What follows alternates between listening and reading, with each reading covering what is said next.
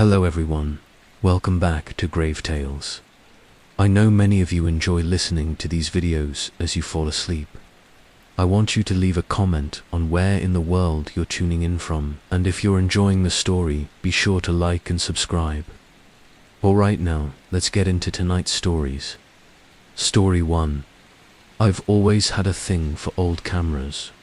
Not the shiny, overpriced stuff people collect to show off, but the forgotten ones, beat-up Nikons with dust in the lens.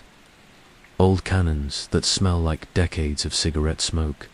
Gear that probably hasn't clicked a shutter since before I was born. There's something about analog photography that feels more honest than anything digital. The weight of the camera in your hands, the tension of loading the film, the anticipation of not knowing what you captured until days later.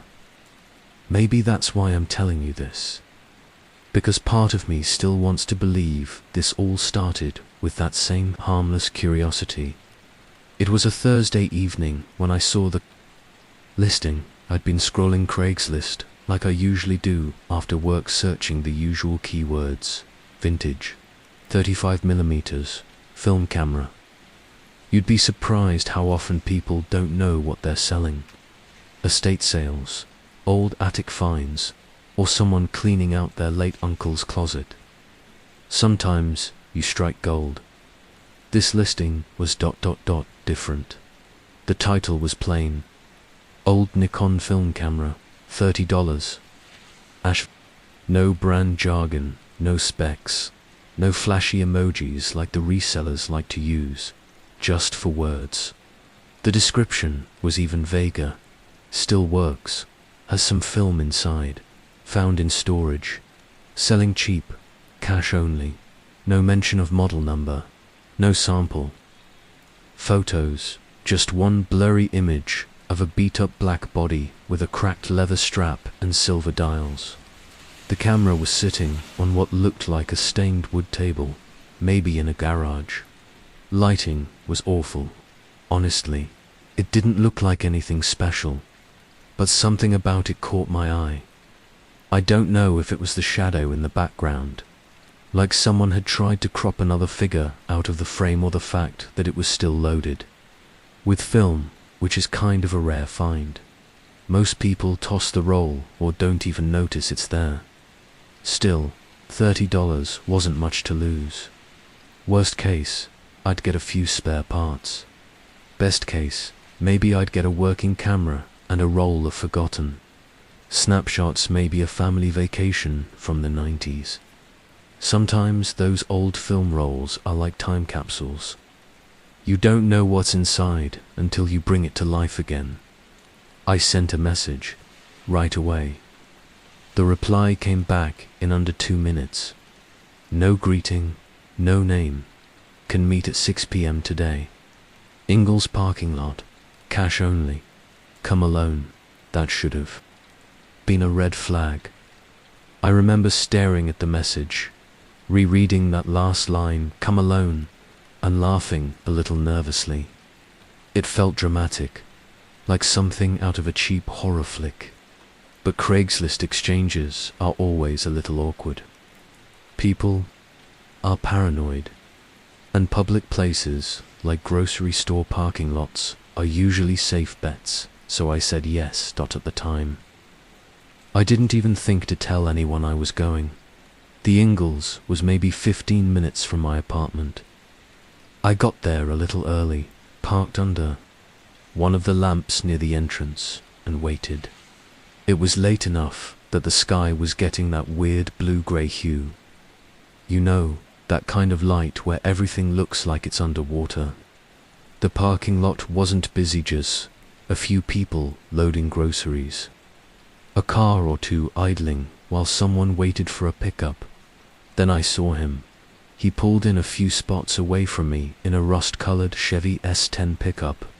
Driver's side door creaked open, and this tall, thin guy stepped out, wearing an old brown trench coat even though it was humid out. He didn't wave or speak. just walked up to my passenger side window with a small paper bag clutched in both hands. I rolled the window down halfway. "You the one selling the Nikon?" I asked. He nodded once, didn't look me in the eyes, just handed me the bag. $30, he said, voice flat, like it hurt him to speak. I handed over the cash and thanked him, expecting maybe a few words about where the camera came from, maybe a backstory, or at least a take care of it. Nothing. He turned and walked away before I could ask anything. But as he got back into his truck, I noticed something odd. His license plate was missing, just ... gone, not blurred or covered, just an empty frame. I should have backed out right then, driven away and forgotten the whole thing. But instead, I reached into the bag. Inside was the camera, wrapped loosely in a flannel shirt that smelled faintly of mildew and something else maybe. Gasoline or old chemicals. The camera was heavier than I expected. Metal body, scratched to hell. Dust in every crevice. But the lens, ... the lens was spotless. Not a fingerprint, not a smudge. It looked like it had been cleaned that day. I flipped it over. The back panel was latched shut, but the tiny plastic window showed part of a film canister still loaded inside. I turned the camera over a few more times and noticed something carved barely visibly into the bottom metal plate, like someone had scratched it in with a pin or knife. 4 letters, T-E-L-L. No context, no brand etching, just that one word. I drove home with the windows rolled down, trying to ignore the creeping feeling in my chest. Maybe it was just a weird dude offloading junk. Maybe the smell was just chemicals from the shirt or something spilled in the truck. I kept telling myself there was no story. Here just an old man with junk in his garage. But part of me knew, even then, something wasn't right. Something about how quiet he was, the way he didn't want to be seen, the missing plate, that strange words scratched into the metal, and that film roll, untouched for who knows how many years. I told myself I'd sleep on it, maybe take it to my usual photo lab over the weekend, but I never got that chance, because that camera, it wasn't forgotten. It was waiting, and that roll of film inside it wasn't just undeveloped. It was evidence. I didn't sleep much that night. Not because I was afraid, at least. Not in the way I should have been. It was more like a buzzing anxiety. The kind you get when your brain's chewing on something it can't quite solve. I sat with the camera on my desk under the lamplight for over an hour, just looking at it, turning it in my hands, listening to the quiet click of the shutter mechanism when I gently advanced the film lever. It sounded healthy. That was the strange part. This camera, despite all the scuffs and worn-down paint, still worked. I tried to look up the serial number online, hoping to figure out the model and manufacturing year. The number was etched just below the rewind crank, but nothing came up. No matches. It didn't seem to exist on any of the usual Nikon registries. That's when I looked again at the bottom plate. The letters were clearer in my room's brighter light. For capital letters, carved crudely into the metal, T-E-L-L. It looked like someone had used the tip of a pocket knife. No flourish, no spacing, just tell. As if they were desperate to get a message out. I started wondering, was that a name?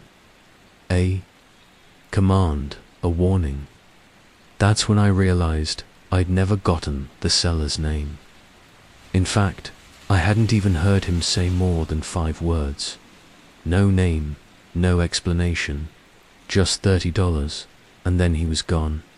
No eye contact, no license plate. No trace. It bugged me more than it should have. Craigslist can be weird, sure. But something about this wasn't just sketchy. It was intentional. The guy didn't just want to get rid of the camera. He didn't want to be remembered. The next day, I went back to the Craigslist listing to double-check the post. Gone completely. Deleted. No title, no image, not even a ghost page, like it was never there. I checked my inbox to reread the messages, thinking maybe I missed a detail, but all of it was from a throwaway address. Something like user119xp@protonmail.com. No signature. No reply button anymore. Now I was getting nervous. Still, I tried to convince myself it was nothing. Some recluse trying to offload junk without wanting to be bothered. Not everyone's into chit-chat or paper trails. But later that morning, I got a text from my friend Travis, who works at a local film lab downtown. I'd mentioned the camera to him in passing a few weeks ago. He's one of the few people I trust with developing old film. He has this homemade darkroom set up behind his shop, and he loves solving film puzzles, as he calls them. I texted him a picture of the camera and asked if he could handle whatever was inside the roll. His reply was short: "Bring it in. I'll do it myself. Don't touch the film." That last part stuck with me. Don't touch the film. Like it was radioactive or cursed. I drove the camera over that afternoon. Travis's place is called Third Frame, wedged between an antique store and a vape shop. Smells like vinegar and fixer fluid the second you step inside. There's always jazz playing from the back room, and his little rescue cat, Kodak, naps behind the counter like he owns the place. When I came in, Travis was already waiting, gloves on, apron stained from a recent chemical bath. He took the bag from me without a word and carried it to the back, holding it like it was made of glass. I followed him into the darkroom. Normally, he doesn't let people inside during development, but this time he seemed ... uneasy. I think he wanted a witness. He cracked open the camera, carefully, using a red light. The roll inside was halfway shot. The backing paper was brittle, but intact. As he started prepping the chemicals, I noticed something odd on the inner film door. There were tiny scratches, not just wear and terrestrial marks, straight lines, almost deliberate, etched into the soft black foam along the inside panel. They looked like tally. Marks. 5, 10, 15, 20.20-3, all scratched into the material where light shouldn't even reach, like someone had been counting something, or someone. I asked Travis if he saw it. He just nodded once. We didn't say anything else while he developed the film. The hiss of chemicals and the slow swirl of reels in the developer tank filled the silence. The jazz in the front room was replaced by static. He pulled the negatives out after 15 minutes, holding them against the light board. His face went pale. That was yesterday. I'm recording this now, because Travis still hasn't called me back. He said he'd scan the images and send them over by morning, but I haven't heard a word. No messages, no pickup. I even went by the shop this afternoon. It was closed, lights off. Cat wasn't in the window. But here's the weird part. On the door, taped from the inside, was a single photo print. A test sheet, black and white. Just a preview image, blurry and distorted, probably a half-second exposure. But I recognized the scene. A tiled floor, cracked. A pair of bare legs, motionless. Blood pooling to one side. A film camera sitting in the corner like an audience. And in the upper left corner, something reflected in a mirror on the wall. A man holding a camera. wearing a long brown coat. My stomach dropped. I stumbled back from the window and realized the door wasn't locked. It creaked open an inch with the slightest push. That's when I decided to leave. Not call the cops. Not investigate. Just leave. Because I have a sinking feeling I haven't even begun to understand what I've found. And I think something doesn't want me to. I don't usually scare easy. I've worked backstage at late-night photo shoots. I've explored abandoned hotels with nothing but a flashlight and a pair of boots. I've walked into condemned buildings alone just to photograph the rot and silence. You learn to keep your cool. You train your gut to separate real danger from a flicker of nerves. But that night, after leaving Travis's shop, I locked every door in my apartment, pulled all the blinds, covered the peephole with a strip of duct tape, slept on the couch with the lights on half-dressed, still holding my keys like I might need to run. That photo on the lab doorway was burned into my mind, not because of the body, not because of the blood, but because of the man in the reflection. Same coat as the guy I met in the parking lot, same profile, same posture, but the timestamp on the film roll was from the late 90s. The man shouldn't have looked identical, not unless he hadn't aged a day in over 20 years, or unless it was a different man, wearing the same coat. Somehow, that possibility was worse. The next morning, I finally opened the camera again. I had avoided touching it after Travis took the role, but curiosity, or maybe something more stubborn, got the better of me. I sat it on my kitchen table under the window and started cleaning it with a microfiber cloth, just to feel like I was doing something normal, something safe. But the more I wiped it down, the more I noticed things that didn't make sense. First, the bottom plate was loose, not like it had been dropped, but like someone had unscrewed it, bent it out of shape, and then forced it back into place. I popped it off carefully, expecting to find dust or maybe rust damage. What I found was a small slip of yellowed paper, tucked between the plate and the internal circuitry. I unfolded it. Slowly. It was soft, crumbling at the corners. There were only 3 words written on it, in blocky capital letters. Tell them everything. No name, no date, no signature. I reread it a dozen times, my thumb tracing the pencil INDANTATI. INS. It wasn't a message to someone. It was a plea. Later that day, I posted on a vintage camera forum. I uploaded a photo of the body carefully cropped to exclude the most graphic parts, and asked if anyone had ever seen this type of model before. I left out the details, pretending I'd just found it in an estate sale. I didn't want to draw attention to myself. Most of the responses were generic guesses. Looks like an F-series Nikon. Might be a late 80s mod. Could be a custom housing, but one reply stood out. A user with the handle Pignolek Chavisti 82 wrote, "Where did you get that camera? That's not a standard build. Look at the shutter placement. That's a mirror trap lens, not consumer level. Those were used in criminal surveillance setups in the 1980s. That model doesn't exist anymore, and it shouldn't be in civilian hands."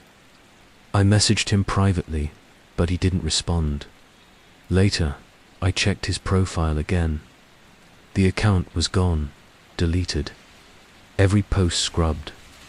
That evening, I examined the interior of the camera under my workbench.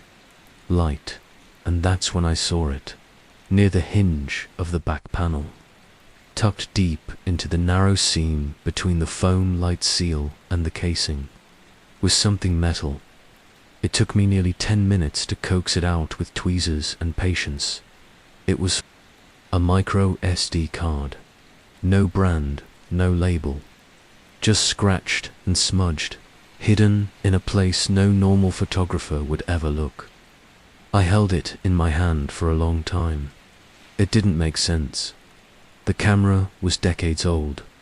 This card couldn't possibly belong inside it, but it fit. It had been placed there intentionally, maybe by the seller, or someone long before him. I didn't even have a card reader anymore. Had to run to a 24-hour Walmart just to get one. When I finally plugged it into my laptop, it made a strange clicking sound. Not mechanical, almost digital. Like the laptop didn't want to read it. But the folder opened. Only one file inside. No name. No extension. .I opened it in Notepad. What came up wasn't code or text. It was a scrambled mess, symbols, glitch characters, ASCII static, pages and pages of it. But buried inside, in the middle of all that chaos, were brief, typed lines. In clear English, fragmented, like notes. Here's what I copied down. He records everything. He keeps the final frame for himself. Don't shoot film from the roll. The light is not broken, it's bait. The camera is watching, not through the lens, through the shutter. If you're reading this, it's already too late. There was no date on the file. No metadata, nothing. And then, without warning, the file closed. The card ejected itself, and my laptop powered off. Just like that, when it came back on 20 minutes later, the card was unreadable. Corrupted beyond recovery, like it had been booby-trapped. But I'd seen enough. Whoever hid that message inside this camera, they knew it would end up in someone else's hands. Someone like me, someone curious, someone stupid, and I think they were trying to warn me that this wasn't just a camera. It was a container of what I didn't yet know. But I was starting to think the camera didn't take photos. It collected them. The next morning, I drove back to Third Frame. Travis still wasn't answering his phone, but the shop was open again. I found the open sign flickering in the window like a dying firefly. When I stepped inside, the usual jazz was gone, replaced by silence thick enough to feel. Kodak, the cat, wasn't on the counter. There was no one behind the register. I walked toward the back, toward the darkroom. The smell of developer fluid was stronger than usual, almost sour. I could hear something humming from the inside the ventilation fan, maybe, or the light table buzzing under low power. Travis. I called, no answer. I should have walked out right then, but I didn't. Instead, I pushed open the darkroom door. The red light was on. That dull, hellish glow that makes everything look like it's underwater. Travis was standing over the light table, his back to me, shoulders hunched, still as a corpse. "Hey man," I said, forcing a laugh. "You good?" He didn't turn around, didn't even flinch. I stepped closer, and that's when I saw what was in front of him. The negatives. He'd developed the film. 6 long strips of it, pinned carefully between glass plates. Each frame was perfectly preserved. No burn marks, no scratches, no light leaks. But what was on them, God? What was on them? ... I leaned in, feeling cold sweat crawl up my back. The first few images were mundane. Empty rooms, dirty windows, a hallway with peeling wallpaper. But there was a weird precision to the framing, like each shot was staged. Not just taken, but built. Angles were deliberate. Light sources just out of frame, casting shadows into patterns that made no logical sense. The fifth frame made me stop breathing. It showed a woman young, late 20s, maybe lying on a bare mattress in a windowless room. Her eyes were closed, her wrists bound with duct tape, blood on her temple, not gushing, just enough to stain her blonde hair. Her expression was peaceful, too peaceful. The next frame showed her in the same position, but her head was turned slightly, her mouth open, her eyes still closed. The third was nearly identical again, but now her arm was lifted slightly, like someone had moved it. Like a doll, each shot was methodical, clinical, like someone was documenting every angle, every detail, every step of whatever happened in that room. Where did this come from? Travis finally said, his voice low. I didn't answer right away. He turned to look at me, and I noticed his eyes were bloodshot, like he hadn't slept. His jaw was twitching. His gloves were still on, but his hands trembled. Tell me you didn't shoot this, he said. No, I said, stepping back. It was in that camera. The one from Craigslist. He nodded slowly, like that confirmed something he'd already feared. I thought it was a prank, he said. I thought maybe you were messing with me, but this... He reached over to the side table and picked up the last print he'd made. A photo, enlargement of the final frame on the roll. It showed a basement, concrete floor, cinder block walls, chains hanging from a hook, and in the far left corner of the image, you could just barely make out a tripod, with a camera on it. The same camera I'd bought. But what chilled me most wasn't the tripod. It was the mirror on the wall beside it, cracked, hanging by a nail dot in the mirror, reflected faintly through the grain of the film, was the figure of the photographer, a man standing just outside the frame, wearing a long brown coat. That same coat the Craigslist seller wore. It hit me all at once. This wasn't just old film. These were crime scene photos, not after the crime, during, posed, controlled, like a sick portfolio. I asked Travis if he'd made any duplicates. He shook his head. I didn't even want to finish scanning them, he said. I shouldn't have. I think, he paused, looked toward the back hallway. I think someone was watching me last night. I left around 10. I saw someone sitting in a car across the street. Didn't move, didn't turn the headlights on, just watched. I swallowed hard. My throat felt like sandpaper. We need to report this, I said. But Travis just looked at me with this strange, haunted expression. You think they don't already know? I left with a copy of the scans on a flash drive. Travis didn't want to keep anything. He said he was going to shut the shop down for a while, maybe leave town. As I drove home, I couldn't stop thinking about those images, how detailed they were, how confident the photographer had been. Who takes that kind of risk unless they want to be seen, or unless they think no one can touch them? And worst of all, why sell the camera at all? Why leave the film inside? Unless they wanted someone to find it. Unless the camera was bait. When I got home, I checked the files again. This time, frame by frame, there were 36 exposures on the roll. Only 34 were developed. Frames 35 and 36. Blank dot, just white dot. Not overexposed, not underdeveloped, just blank, clean. Like they were reserved for something else or someone. That night, I didn't turn on the lights. Not out of fear. Not exactly, it was more like I didn't want to be seen. I wasn't sure by who or by what, but something in the back of my brain was whispering that light meant visibility, exposure, that whoever had taken those photographs Whoever had handled this camera before me, ... They were used to working in the dark, so I joined them. I sat at my desk with only the glow of my monitor lighting the room. The flash drive Travis had given me was already plugged in. I opened the folder.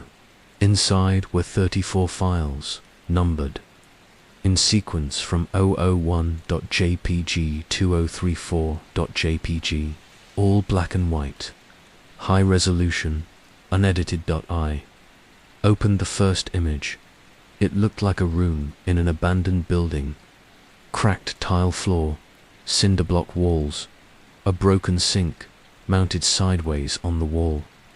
I studied it closely, zooming in. Nothing obviously sinister, but the composition was deliberate, too balanced for a candid shot.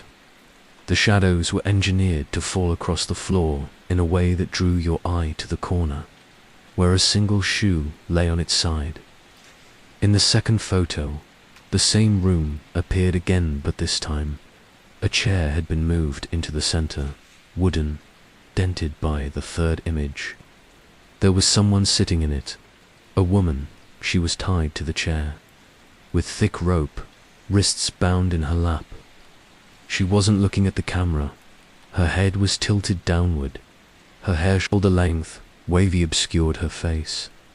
I leaned in. There was a small streak of blood running from behind her right ear. Not fresh, dry, no obvious expression of pain. But what struck me was the light. There were no shadows behind her, meaning the light source was coming from where the camera was, meaning ... This wasn't found footage, it was staged. I moved on to the next photos. Each frame showed her repositioned slightly. In one, her legs had been moved. In another, her mouth had been taped shut. In a later frame, the tape was gone. Her eyes were closed in every shot until image 014. That's when they were open, wide open, staring at the camera. There was no screaming, no struggle, just presence. Like she knew, or maybe she'd been made to know. Somewhere around frame 020, something clicked in my brain. I opened a second window on my screen and pulled up a local newspaper archive. I remembered a story from years back, one I'd read while working on a photojournalism project in college. It had stuck with me because of how unsolved it felt. A woman had vanished in 1997 from Asheville. Last seen leaving a downtown photography studio. Name, Angela Carruthers. I searched for her photo. There weren't many. 2 black and white headshots from the news article. A yearbook photo, maybe. But the cheekbones, the nose, the hair, it was her. She was the woman in the photos. I scrolled back to frame 13. Zoomed in on a partial reflection in the broken sink. You could just barely see the shape of the photographer's shoulder, wide, draped in fabric. A coat, brown, long and heavy looking. That same coat I'd seen on the Craigslist seller, but the photos were dated 1997. And the man I met was in his 50s at least, if that was him. He hadn't aged. Not a single day. I closed the file, sat back, heart thudding in my chest. Not from fear at least. Not only from fear, from something deeper. That awful, sticky realization that you've found something you weren't supposed to find. I called the Asheville Police Department, not 911, just the non-emergency line. After 2 transfers and a 10-minute wait, I was connected to a detective. I told her nervously that I'd come across a roll of undeveloped film containing what I believed were crime scene photos from the late 90s. I mentioned the name Angela Carruthers, said I believed I had photographic evidence of her disappearance. Didn't mention the Craigslist ad, or the man in the coat.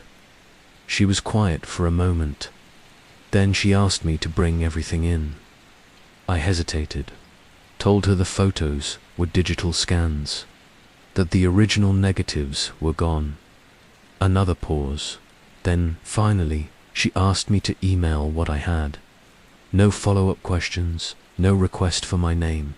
Just, we'll look into it. Thanks for calling. I sent the photos within 5 minutes, included a short description. Then I waited. An hour passed, then 3. Then the sun came up, and I realized I had been sitting in the dark for almost 10 hours, staring at a screen, waiting for something, anything to happen. A reply, a call, a knock on the door. Nothing. By that afternoon, I started digging deeper. I scoured every online mention of Angela Carruthers' case. Reddit threads, true crime forums, obscure blog posts. One article caught my attention. It was from 2004, written by a retired detective. It claimed Angela's case had been quietly reclassified, no longer considered a standard missing persons case. The detective hinted at evidence that had vanished before it could be processed. Polaroids taken at the original scene were missing. Lab notes had been lost in a fire. The article had been buried deep, no shares, no traction, like it had been meant to disappear. That night, I checked the Craigslist post again, still gone, but a new post had been listed. Old Leica camera, $25, film inside. Still works. No trades, cash only. Different title, different city. But the photo, it showed a different camera. Same table, same shadow in the background, same faint outline of that long brown coat. I didn't reply. Not this time, but someone will. That's the part that scares me most. Someone always does. By the time I started looking through the scans again, I'd probably gone through them a dozen times already, but something about them wouldn't let me go. It was like they were changing, not literally, not pixel by pixel, but my understanding of them, what they were showing me, kept evolving the more I looked. Details I'd missed before started leaping out. I guess that's what happens when you stare at the face of death. Long enough, it starts to stare back. That night, I was going through the photos in reverse order, starting with frame 034, the basement shot, and working backward. I had this thought. Maybe the killer had left something behind without meaning to. A mistake, a reflection, a fingerprint on the lens. Serial killers aren't gods. They slip. I zoomed in on the corner of the photo, the one with the chains hanging from the cinder block wall. Something looked ... wrong. The chains weren't dusty. Everything else in the room was old, damp, rotted. But the chains looked like they'd been cleaned recently, like someone had wiped them down before the photo was taken, or after. Then I saw it, frame 29. I'd skimmed over it before, thought it was just another shot of the mattress room. But I noticed a faint shape in the background, almost out of focus. A mirror, not the same one from the earlier image with the reflection of the photographer. This one was square, hanging crooked on the wall behind the woman in the chair. I brightened. The contrast in Photoshop, tweaked the levels, and there it was. A calendar on the wall behind her, too blurry to read. But the shape, the layout, I recognized it. It was one of those wall calendars given out by local businesses, the kind with the plastic strip at the bottom advertising the sponsor. I isolated the image, sharpened it again, and finally made out a name. Markley Feed, Supply, Banner Elk. NCI froze. Banner Elk was over 2 hours away. A tiny mountain town. Population maybe 1,000 on a good day. I'd driven through it once in college during a snowstorm. Blink and you'd miss it. Why would a murder photo contain something that specific? Why keep that image? Unless the killer wasn't just documenting, he was signaling. I looked through the images again, this time not for people or faces or blood, but for place, details, textures, patterns, anything. LOCATIONAL. Frame 26 had another clue, a wide shot of what looked like a stairwell, concrete steps, metal railing. I zoomed in on a tiny corner where the floor met the wall, and there it was again. Wallpaper, a hideous, rotting floral pattern, faded from water damage and time. Something about it looked ... familiar. I didn't post it publicly, not this time. Instead, I joined a Facebook group called Appalachian Abandoned Houses and History. It's one of those niche communities full of explorers, old-timers, people who've lived in the mountains for decades and know every back road, every rotting barn, every single house that's been left to decay. I uploaded the cropped wallpaper photo with a caption, trying to identify the building this came from. Found it in an old photo, somewhere in the Banner Elk area. I didn't expect much, but within an hour, I had a reply from someone named Jesslyn K. That wallpaper was in the Turner house, off Flat Hollow RD, been abandoned since the 80s. Used to be a chicken farm or something. Place creeps me out. Still standing though, barely. She even sent a photo. It showed the outside of a collapsing farmhouse, surrounded by trees and fog. There was something undeniably familiar about it. I stared at the image for a long time. My heart was pounding again. I wasn't just looking at some generic abandoned property. I was looking at the place where some, maybe all of those photos were taken. The basement, the mattress room, the chains, it was all there. I checked Google Maps. It wasn't even listed. The only trace of Flat Hollow Road was on a topographical map used by hikers and the farmhouse. Not marked, not labeled, like it didn't exist anymore. I thought about calling the detective again, but I didn't. She hadn't followed up, hadn't replied to my email, hadn't even acknowledged the files I'd sent. Either she didn't believe me, or someone told her not to. Either way, I was on my own. By midnight, I was already packing a bag. Flashlight, camera, gloves, water bottle, pepper spray. I wasn't planning on touching anything. I just wanted to see, to know, to stand inside the frame and confirm what I feared. That this camera hadn't just witnessed death, it had memorized it. And now it was leading me straight back to the scene. As I zipped my jacket and shut off the lights, I looked down at the desk, at the old camera, still sitting where I'd left it. Quiet, UNBLINKING. But for just a second, maybe less than that, thought I heard a click.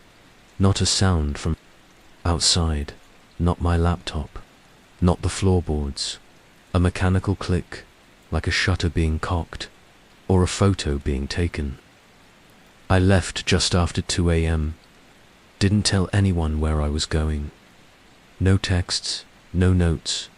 I didn't even leave my location on.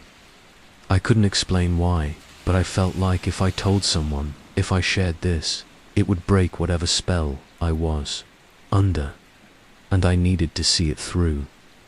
Alone, the roads heading up toward Banner Elk were dead silent. Just fog and moonlight and that strange, electric quiet you only get deep in the mountains. I drove with the windows cracked. Not for the air, but for the sound. I wanted to hear everything. Crickets, gravel, tires, and in the back seat, wrapped in an old t-shirt, was the camera. I'd thought about leaving it behind. but something told me it needed to come with me, that it wanted to go back. Flat Hollow Road wasn't on Google Maps, but Jesslyn's message had included directions from an old surveyor's report. I followed them carefully, turning off the highway, onto a narrow stretch of blacktop, then gravel, then dirt. The trees got thicker, the fog got heavier. Eventually, the road narrowed to little more than 2 tire ruts carved into the earth. Then the trees parted, and there it was. Turner House. It looked like it had grown out of the ground, a long-forgotten structure, half-eaten by vines and rot. 2 stories, grey wood siding, porch slanted like a crooked grin. All the windows were broken or boarded up. The front door hung on one hinge. Something metal creaked slowly in the breeze. It didn't look abandoned. It looked discarded, like the land itself was trying to erase it. I parked off the road and approached on foot, flashlight off. Every step felt wrong, like the air here was heavier. Still, I pressed forward, up the soft steps, past the porch swing with a rusted chain, through the doorway into the dark. Inside, the house smelled like mildew, mouse droppings, and something deeper, the kind of rot that doesn't just come from wood or time. I moved slowly. Each step sent up clouds of dust and grit.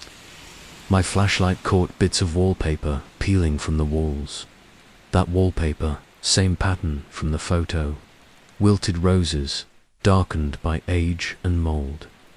The rooms were smaller than they looked in the photographs. Low ceilings, sagging floors, but everything matched. The cracked sink, the narrow hallway, even the hook in the ceiling. I stood there for a long time, just listening. Then I found the basement door.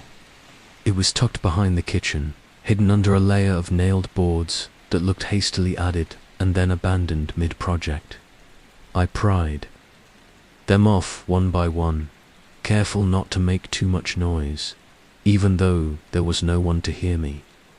The door creaked, open on swollen hinges, and the smell hit me. Colder than upstairs. Older, the smell of soil, mildew, and something else. I clicked on my flashlight and stepped down. The basement was exactly as it appeared in the final frame of the negatives. Cinder block walls, exposed pipes, concrete floor cracked down the middle, rusted chains bolted into one wall. And in the far left corner, the tripod still standing, still waiting. There was no camera on it, just a mount, dust-free, clean, like something had just been removed. I stepped closer and crouched. Something was scratched into the floor beneath the tripod's legs. Tally marks, 5 rows, 23 marks total, just like the scratches inside. The camera door. I shined my light along the floor and caught something half buried in the dirt. A corner of faded canvas. I pulled at it, revealing a torn backpack. Inside were scraps of old notebooks, a cracked Polaroid, and something that made my blood run cold. A missing person flyer for Angela Carruthers, folded, water-stained, like someone had kept it, a trophy or a reminder. I staggered back, heart racing. My mind was spiraling. None of this was staged. None of this was a prank. It was real, all of it. These were the rooms, the scenes, the moments captured forever in that roll of film. The images weren't art. They weren't even just trophies. They were a record, an archive, preserved not by the lens, but by the camera itself. I turned to leave, but as I reached the stairs, my flashlight flickered, then died. I shook it, hit the base, nothing, total darkness. I stood frozen for what felt like minutes, then behind me, a sound click. Not click, not wood, creaking. Not a settling house. A distinct mechanical click. Like a shutter, I turned slowly. The basement was black, but I heard it again, click, and then again, click, click, like someone or something was taking pictures in the dark. I backed toward the stairs, fumbling in my bag for my phone. But before I could turn on the flashlight app, I heard something shift. Cloth, dot. A long, slow rustle, like a coat sleeve, brushing past a wall. I didn't wait. I ran up the stairs, through the kitchen. Out the door, I didn't stop until I reached my car. Didn't breathe until the engine started. Didn't speak until I was halfway back to the main road, covered in sweat and dirt and something colder than fear. Only once I got home did I dare unwrap. The camera, it was still on my passenger seat, swaddled in that old t-shirt. But when I took it out, I noticed something. The frame counter had advanced. It had been on 36. Now it was on 37. When I got home, I didn't go to sleep. COULDN, single quotes. I sat in my living room with the lights off, the camera on the table in front of me, and my laptop open to the same folder of images I'd been studying for days.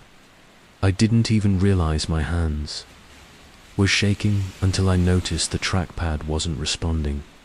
There was something wrong, not with the camera, with me. I couldn't explain it, but I felt ... watched from inside.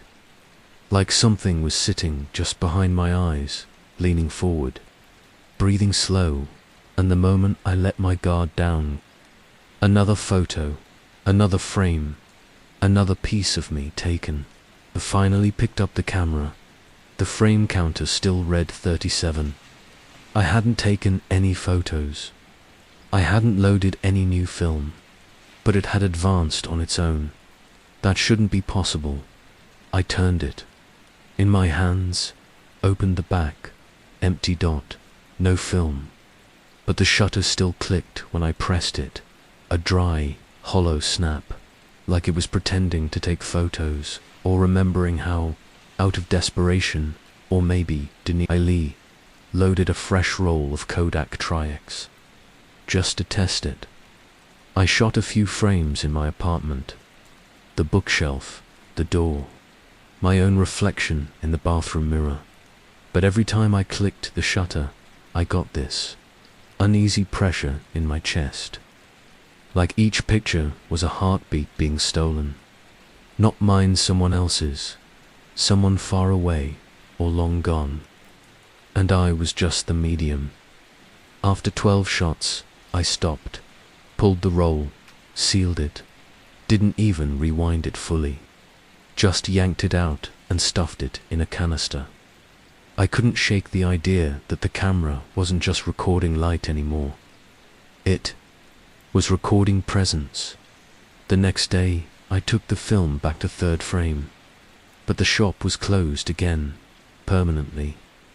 This time, a handwritten sign taped to the door. Closed until further notice. Do not contact TI.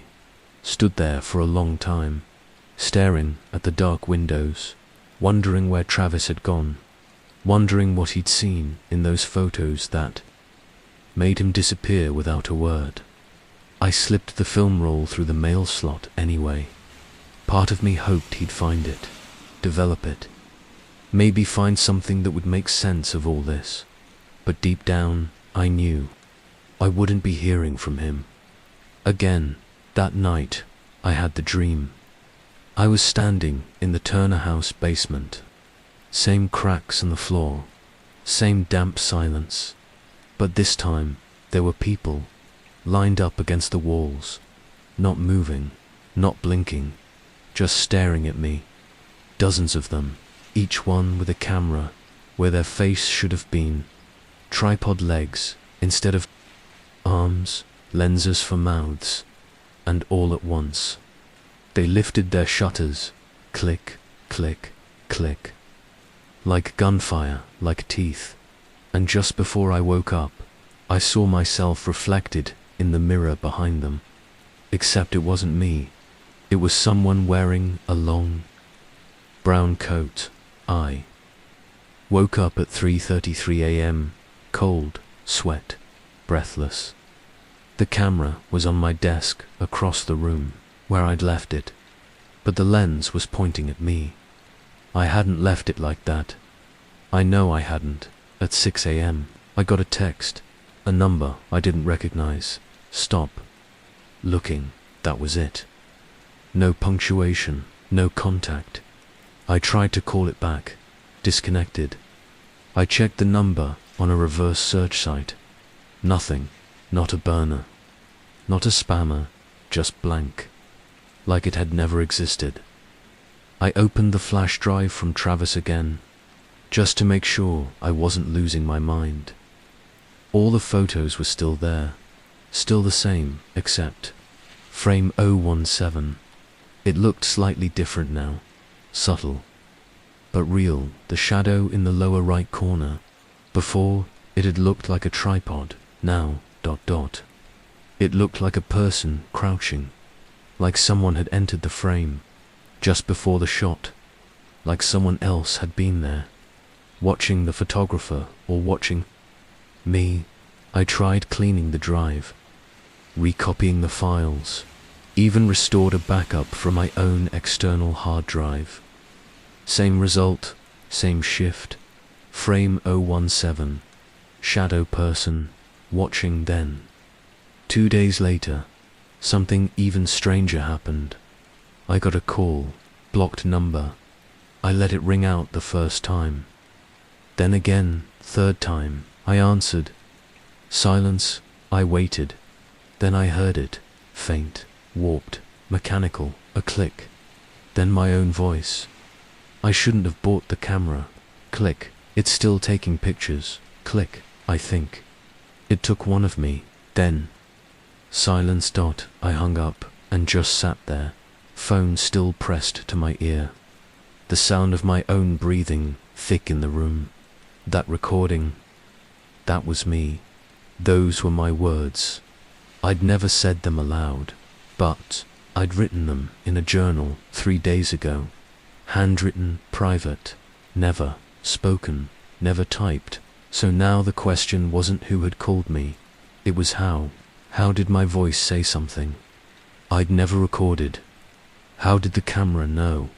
And more importantly, what was it taking pictures of? The morning after the phone call, the one where I heard my own voice, found a message in my email inbox. No subject, no signature, just a single line of text.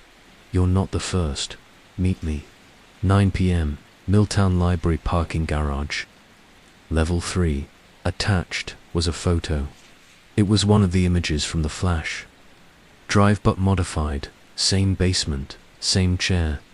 But there was something new taped to the wall behind the victim. A piece of paper with block lettering. My name, printed in thick black font. The file was titled proof_u.jpg. I don't know why I went. I knew I shouldn't. Every red flag in my body was waving furiously. But curiosity is a cruel kind of gravity. And when you're falling into something this deep, stopping feels more dangerous than continuing. I drove to Milltown, a town about an hour away. The parking garage was mostly empty, just sodium lights buzzing overhead, casting long shadows across the concrete. I parked on level 3 and waited at 9:06 p.m. I saw headlights pulling in an old Dodge Charger, black, unmarked. The driver stepped out slowly. He was older, maybe late 60s, wore a faded jacket and black jeans. Scar down the left side of his face, like someone had once tried to erase him. He didn't introduce himself, didn't ask for my name. He just said, "You found the Leica." We talked for nearly 2 hours. I won't repeat everything here. Some of it didn't make sense even as I heard it. Some of it I still haven't fully processed. But here's what I remember most. He called himself the archivist. He used to be a forensic technician with the bureau, some kind of internal case analyst. Quietly obsessive. The kind of guy they only brought in when something was wrong. In 1999. He was assigned to a cold case out of West Virginia, a missing girl, a series of photographs mailed anonymously to her family months after her disappearance. The images were black and white, shot on 35mm film. He recognized the lens distortion immediately, traced it back to a particular camera modeler, rare custom Leica, untraceable. Over the next 10 years, he found 11 other cases just like it. Different towns, different years, different victims, same film grain, same lighting techniques, same tripod height, same damn camera. He spent the better part of a decade tracking the images. None of the negatives ever surfaced. Only the prints, always mailed, always anonymous, always arriving months or years after the person disappeared. In one case, he found a print sent to a missing persons tip line. It showed the same basement from my photos down to the cinder block walls and the hook in the ceiling. That was in 2006. I've never seen the actual camera, he said, until now. He leaned against the railing and lit a cigarette with a shaky hand. I knew it existed. I just didn't know if it was real. I thought maybe it was a myth, a setup, a black market trap. Then why call me? I asked. He looked at me like I'd missed the point. Because if you've got the camera now, he said, it means he's done with it. And when he's done with something, he trailed off, took a long drag, then handed me a small envelope. Inside were 6 4x6 photo prints. All of them showed different people, young, old, male, female, sitting or standing in identical positions, in different locations, always alone, always framed dead center, always looking directly at the camera. Each one had a sticky note attached. Case closed. No remains found. Case closed. Family refused to comment. Case closed. Lab files lost. Different cases, different years. But every subject, their eyes were identical, wide, blank, empty. The archivist leaned close, whispered, like someone might be listening. He doesn't kill them all at once. He takes pieces, through the camera, through the shutter. It's like he's saving them. The photos aren't evidence. They're containers. I asked him who he was. He just shook his head. The man in the coat. That's what we called him. Showed up in 6 of the known cases. Sometimes just in reflections. Sometimes full profile. Never aged. Never changed. He glanced over at my car. At least now we know where the camera went. Do you want it? I asked. I wasn't joking. He didn't smile. No, I don't think anyone can take it. Once it's yours, it stays. As I turned to leave, he grabbed my arm, hard. Listen to me, he said. If you've been in the frame, it's already started. I pulled back, startled. In the frame, I asked. He nodded. Any reflective surface, mirror, window. If the shutter clicked, It doesn't matter if there was film inside or not. You're part of the archive now. I drove home without the radio on, without speaking, without blinking too long. I didn't even realize until I reached my driveway that I was holding my breath. I parked and stared at my apartment door.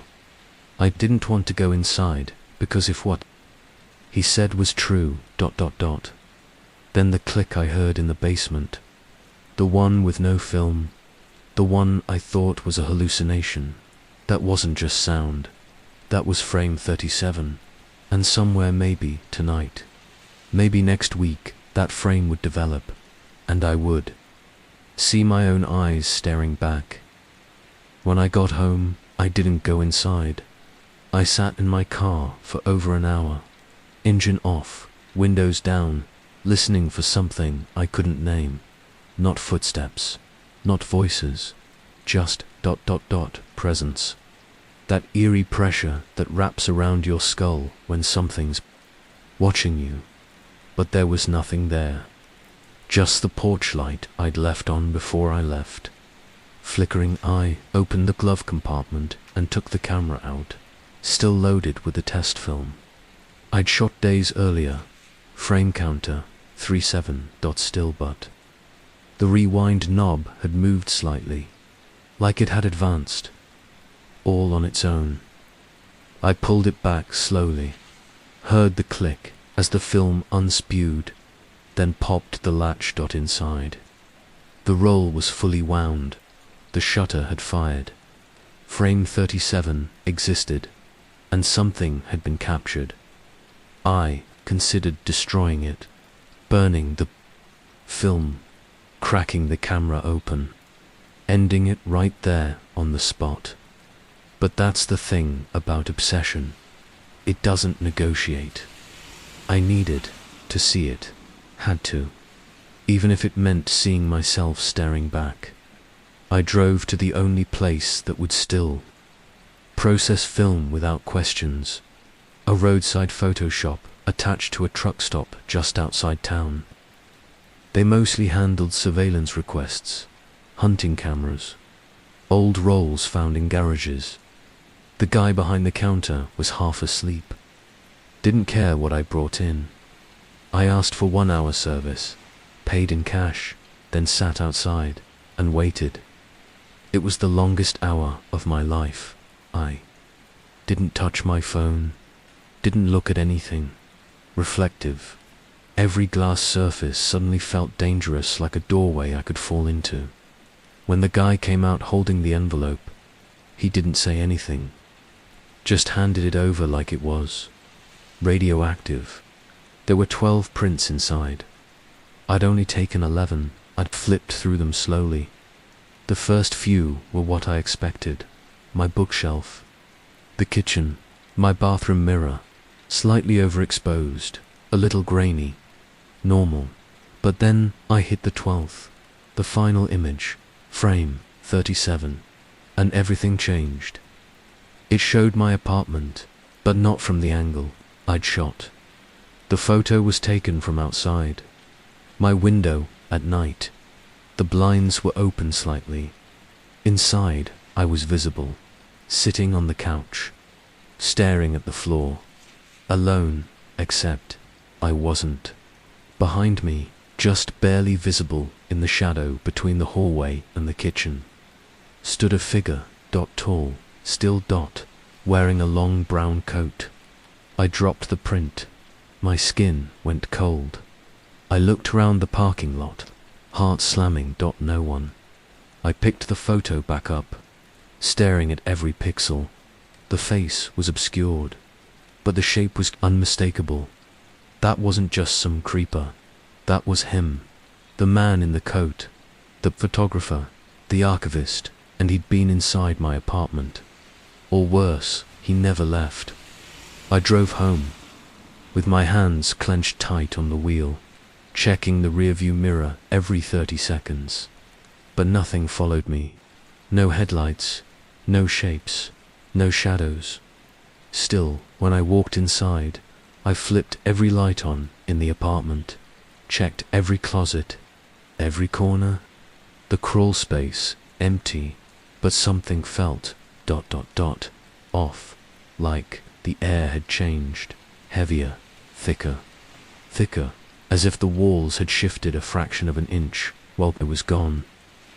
I took the prints into my bedroom and locked the door, laid them out on the floor in sequence, photos I had taken, photos someone else had taken, and then, without fully knowing why, got up, grabbed the flash drive from my desk, and opened the original crime scene scans one more time.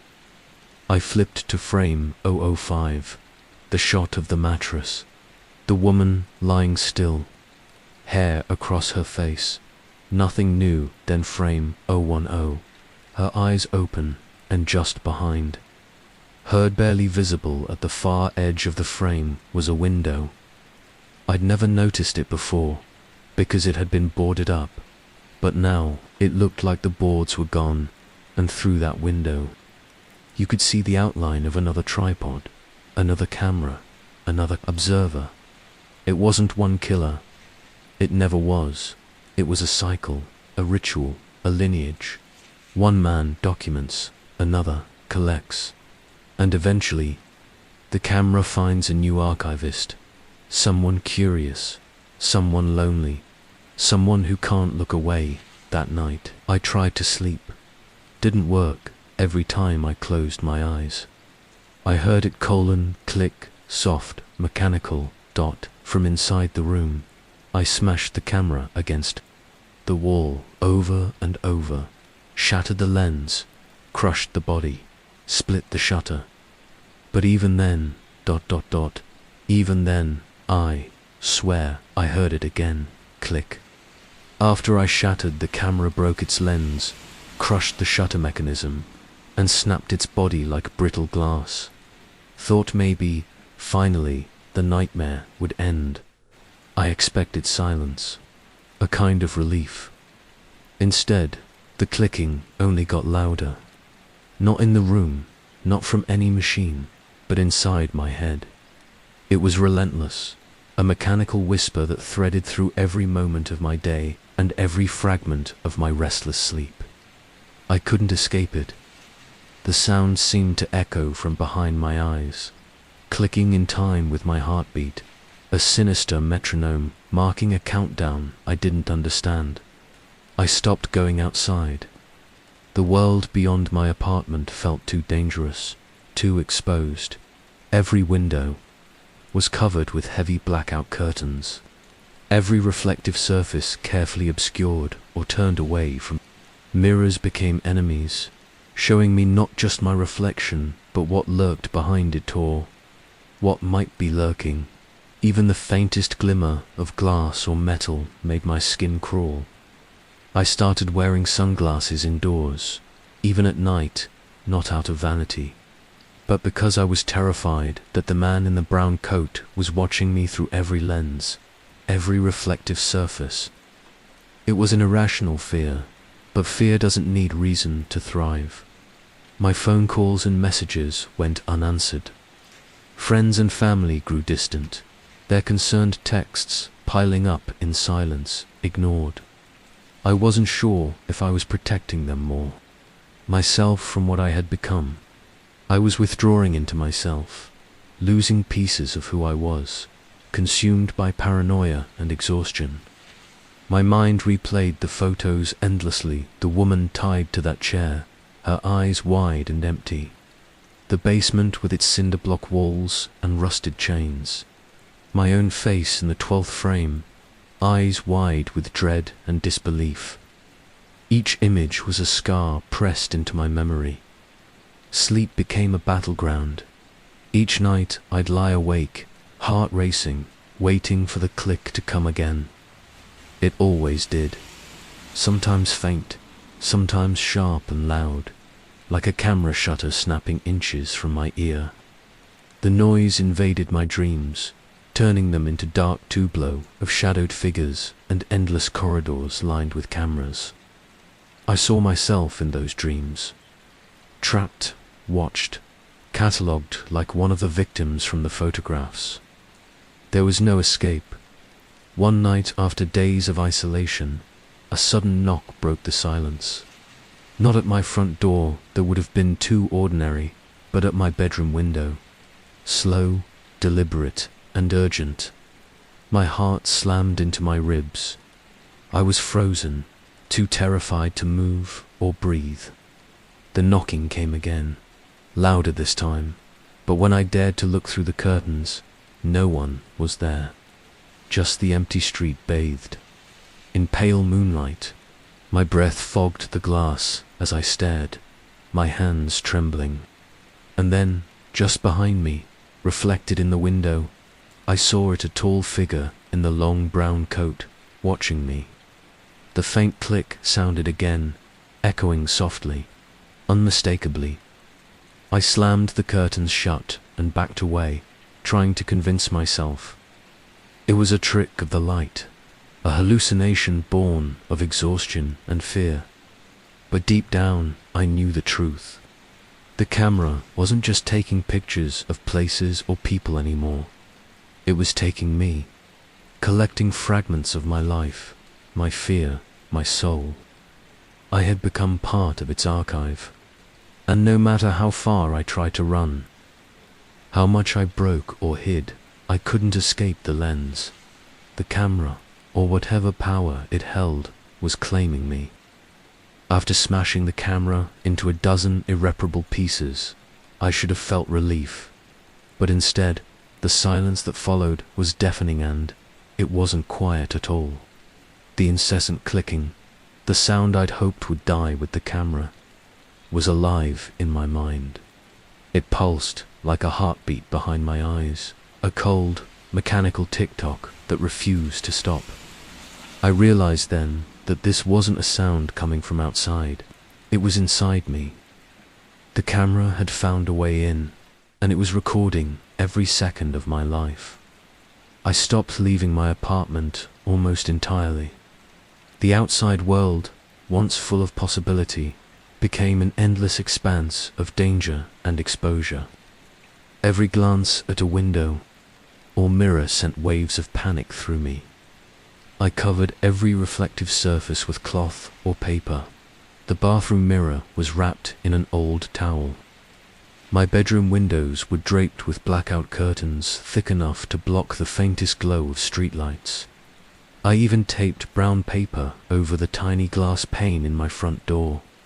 I started wearing sunglasses inside the apartment, not because I wanted to hide or be cool, but because I was terrified. Terrified that the man in the brown coat, the figure from the photographs and the nightmare reflections, was watching me from behind some lens or reflective surface. It was irrational, I knew that, but fear has a way of overriding reason. Every day I sank further into isolation. Calls and messages from friends and family piled up, unanswered. I didn't have the strength or courage to respond. My world had shrunk to the four walls of my apartment. My mind consumed with images from the camera's film photographs that now felt less like pictures and more like a prison. The woman tied to the chair with her blank eyes. The basement with the rusted chains and cinder block walls. And the most horrifying of all, the last photo from the test roll, showing me in my living room, a shadowed figure behind me, cloaked in that long brown coat. Those images played on repeat in my mind, imprinting terror deeper every time. Sleep, when it came, was a fragile and fleeting thing. Night after night, I lay awake, listening for the clicking sound that had invaded my dreams, as well as my waking hours. The noise was never the same, sometimes soft and distant, sometimes sharp and clear like a camera shutter, snapping just inches from my ear. The dreams were worse than the noise. I'd find myself trapped in endless hallways lined with cameras, each lens trained on me. Sometimes I saw myself reflected back, always frozen in fear, always silent. In these nightmares, I was both the prey and the prisoner, catalogued like one of the victims in those terrible photographs. The boundary between waking and dreaming blurred until I wasn't sure which was worse. Then, one night, when I thought I might finally slip into the merciful oblivion of sleep, I heard a slow, heavy knock at my window. Not the front door or a polite tap on the wall, but a deliberate, urgent knock at the window next to my bed. My heart slammed against my ribs, and every instinct screamed for me to hide. I was paralyzed, afraid to even breathe. The knocking came again, 3 heavy raps in quick succession. I summoned what little courage I had and cautiously pulled back the curtain just a crack to look outside. The street was empty and bathed in pale moonlight, eerily silent except for the rustle of leaves in the breeze. No one was there, no shadow, no figure. Then I turned, almost without thinking, and saw it reflected in the glass behind me, the tall, unmistakable figure of a man in the brown coat, standing just out of reach. The clicking sounded again, faint but unmistakable. I slammed the curtains shut and backed away, my breath coming in short, ragged gasps. I told myself it was a trick of the light, my imagination playing cruel games with exhaustion and fear. But the dread in my gut said otherwise. The man was real. He was here, watching me, waiting. I spent the rest of that night pacing, unable to calm my racing thoughts. I realized then that this wasn't just a camera or a collection of photographs. This was something far worse. The camera wasn't just taking pictures of places or people anymore, it was taking me, capturing fragments of my life, my fears, my very essence. I had become part of its dark archive. And no matter how much I tried to run, to hide, to break the lens, I was trapped. The man in the brown coat was no longer just a figure in the photographs or a shadow in my nightmares. He was real, he was here, and the camera, whatever its power or curse, had claimed me. Every day after that felt like walking deeper into a nightmare with no exit. I dreaded every mirror, every window, every camera lens. I couldn't trust my own reflection. I stopped looking in mirrors altogether, convinced that my reflection might be replaced by something else, something watching, waiting. Even photos of myself terrified me, knowing that the camera had already taken images of me I would never see. The sense of being observed was constant, crushing. I felt like a marionette with invisible strings pulling me closer to the edge of sanity. I don't know how much longer I can hold on like this. I'm writing this down now because I don't know if I'll be able to soon. I don't know if I'm next to be lost in that endless archive, or if I can still fight it. But one thing is clear, the camera's never done taking pictures, and I fear that soon there will be a new frame, a frame with my eyes staring back. After weeks trapped inside my own apartment, every moment felt like a slow descent into madness. The clicking never stopped.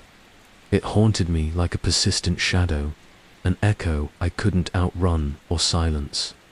Every mirror, every glass surface became a doorway I dreaded looking into. I knew, without question, that he was watching, waiting through them. I stopped trusting my own reflection. At times, I could swear it moved just a little slower than I did, as if the image was trying to separate itself from me, to become something else entirely. One night, desperate for any semblance of normalcy, I stepped outside.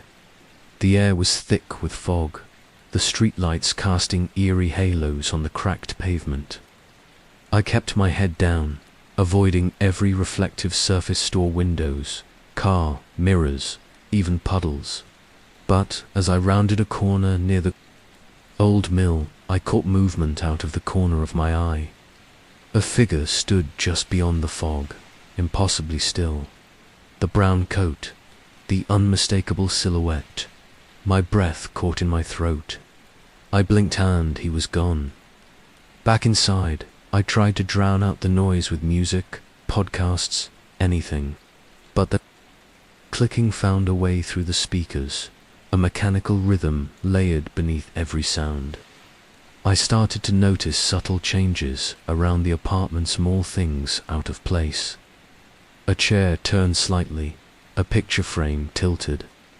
It was as if the house itself was becoming part of the camera's domain. a stage set for some twisted performance I couldn't escape.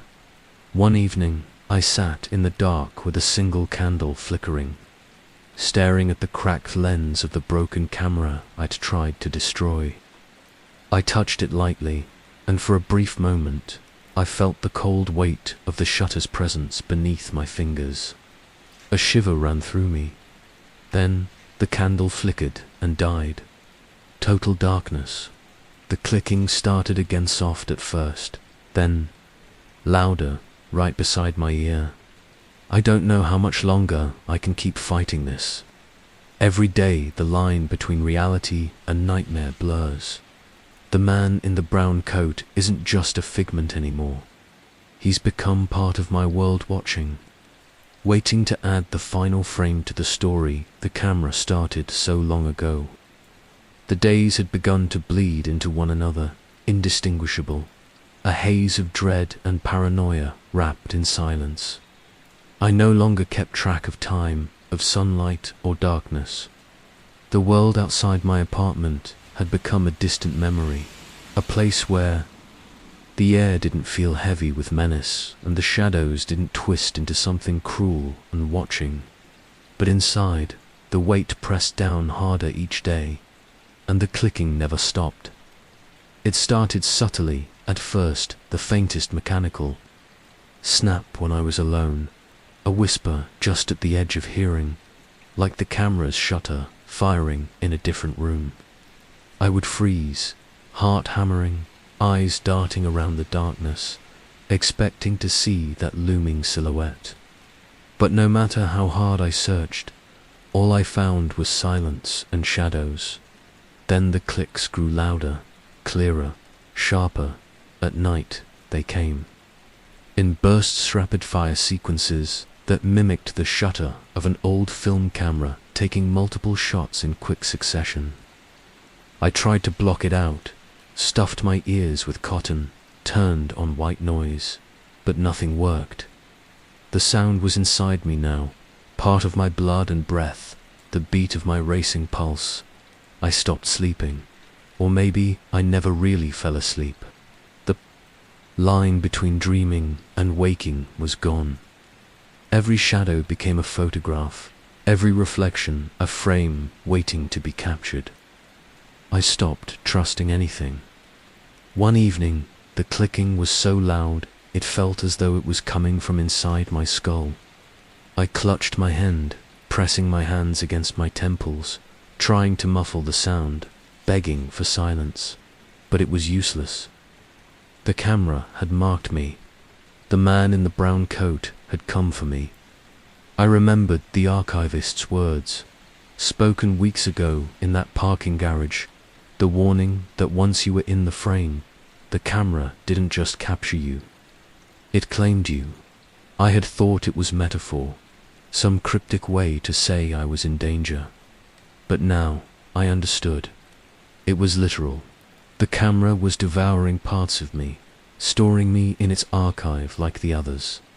I tried to tell myself I wasn't going crazy, that this was some elaborate prank, a series of coincidences, a manifestation of stress and fear. But deep down, I knew the truth.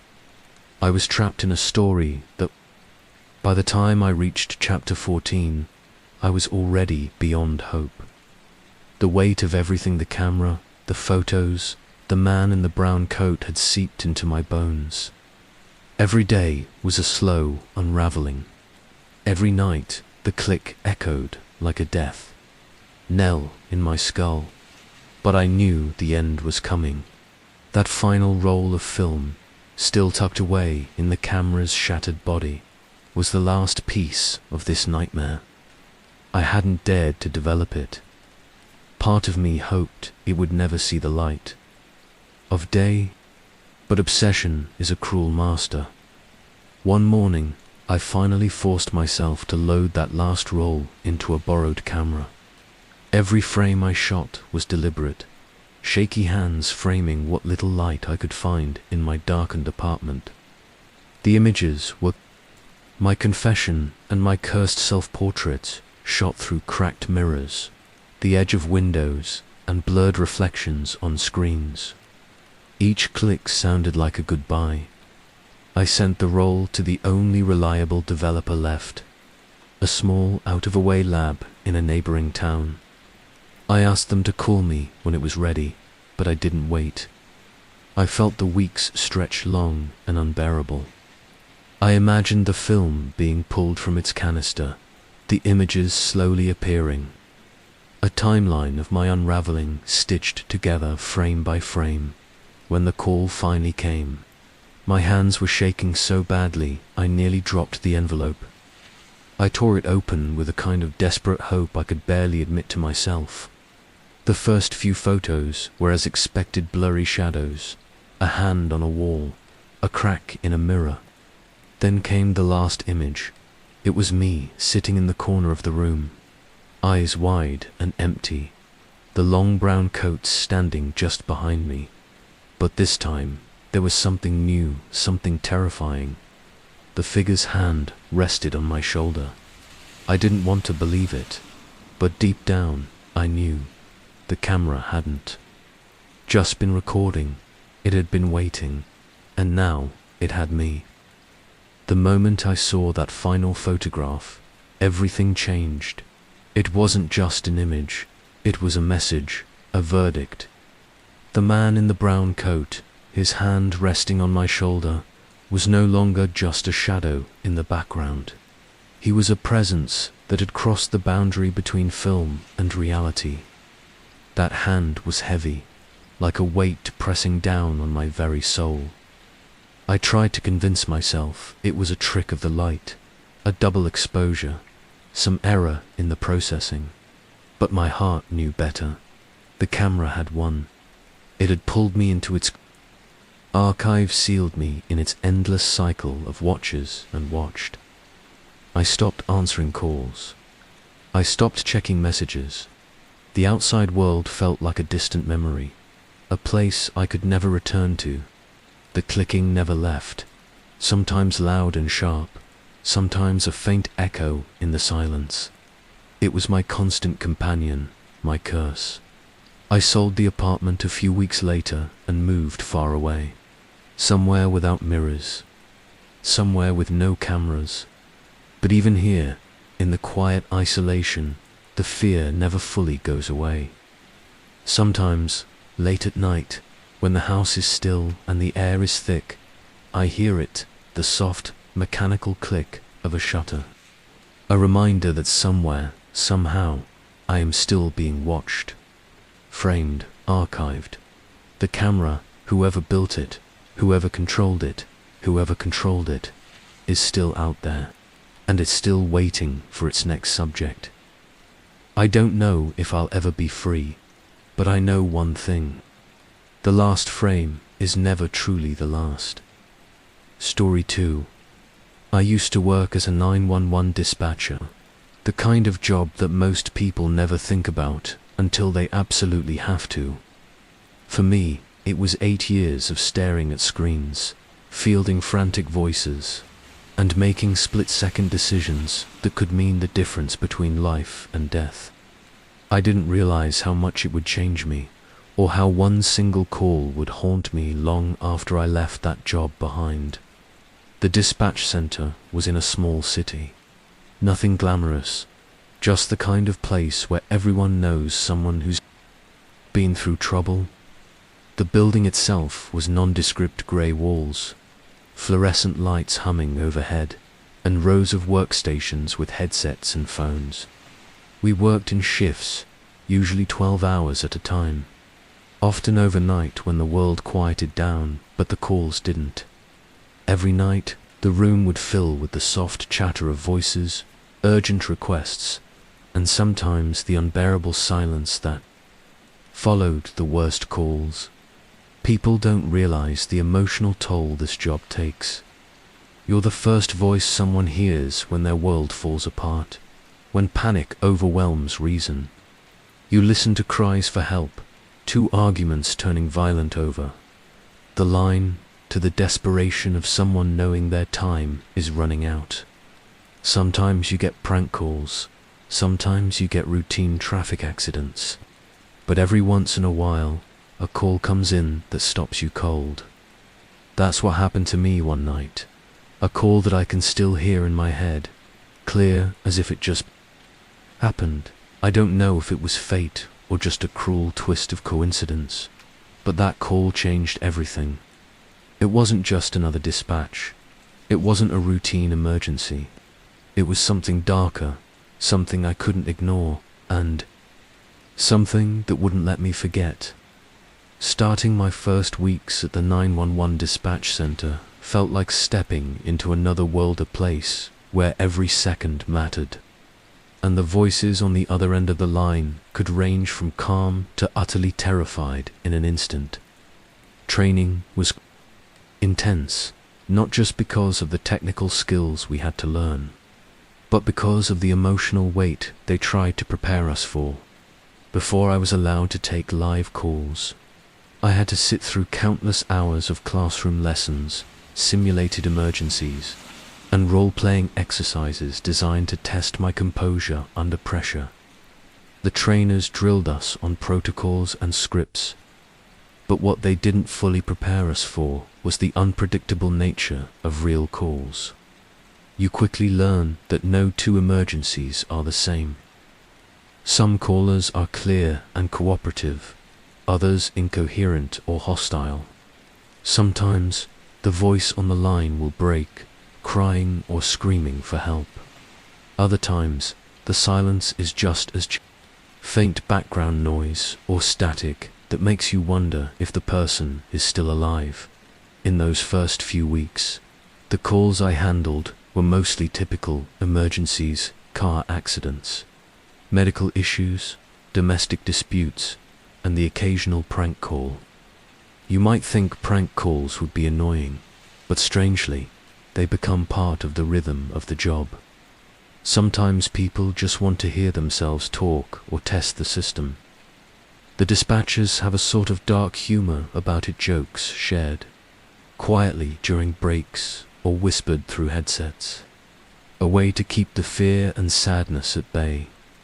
I remember one night during training when my mentor told me, "You learn to compartmentalize. You have to. You're the lifeline. If you break down, the people on the other end break down too." It was a tough lesson, but one I took to heart. The night shift was its own kind of beast. When the city around us slowed down and the streets emptied, the calls didn't stop. Sometimes, the quiet tension in the room was almost deafening. The silence between calls could stretch for minutes, maybe hours, with just the soft hum of computers and distant traffic outside. Then suddenly the phone would ring, shattering the stillness. In those moments, adrenaline kicked in, and you had to be ready.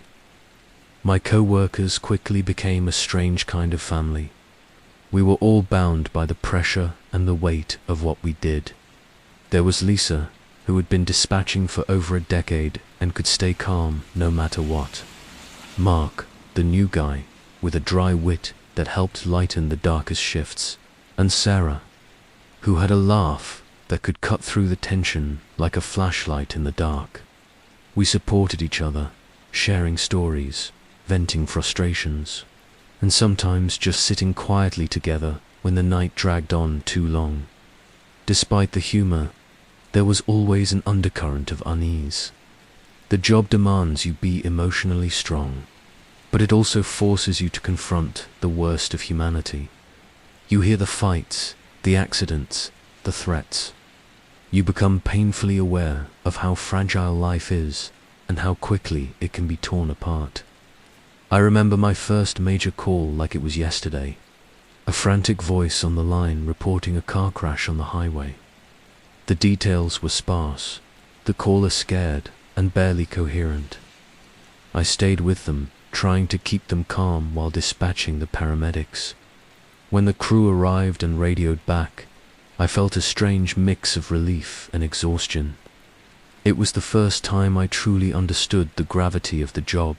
As the weeks went on, I started noticing patterns. Some callers were regulars, people who called frequently, sometimes for emergencies, sometimes just for attention. Others were tragic stories that stayed with me long after the call ended. There was a man who called about his missing dog, only to later be found struggling with his own depression. A teenage girl who dialed 911 during a domestic dispute, her voice shaking as she hid in a closet. These voices became etched in my mind. The night shift also had a rhythm of its own. Certain hours were predictably quiet, like the early morning hours just before dawn. Others were chaotic, like weekends, when the city's darker side seemed to come alive. You learned to expect the unexpected. Some nights passed with little more than the occasional fender bender, while others were filled with frantic calls, gunshots, screams, and desperate pleas for help. During downtime, we often talked quietly about the most bizarre or terrifying calls we'd handled. These stories became our way to cope, to keep our sanity intact. Dark humor was common, a survival mechanism to soften the edges of the horror we witnessed daily. Yet, no amount of training or jokes could prepare me for the call that would change everything. That one night, the eerie silence shattered by a call that was unlike anything I had ever experienced. It was a call that didn't just ask for help, screamed for it in a way that left an imprint on my soul. Looking back now, those early days feel like a prelude to a nightmare. The camaraderie, the routines, the typical emergencies, they were all the calm before the storm. And as the night shift continued to unfold, I realized that some calls are more than just emergencies. They're warnings, portals into something darker. It was one of those nights that started like any other, quiet but tense, with the usual ebb and flow of calls that kept you alert but not overwhelmed. I was midway through my shift, nursing a lukewarm cup of coffee, when the phone rang, cutting through the silence like a knife. The caller ID was anonymous, no number displayed, which wasn't unusual for certain types of calls, but it always raised a small red flag in the back of my mind.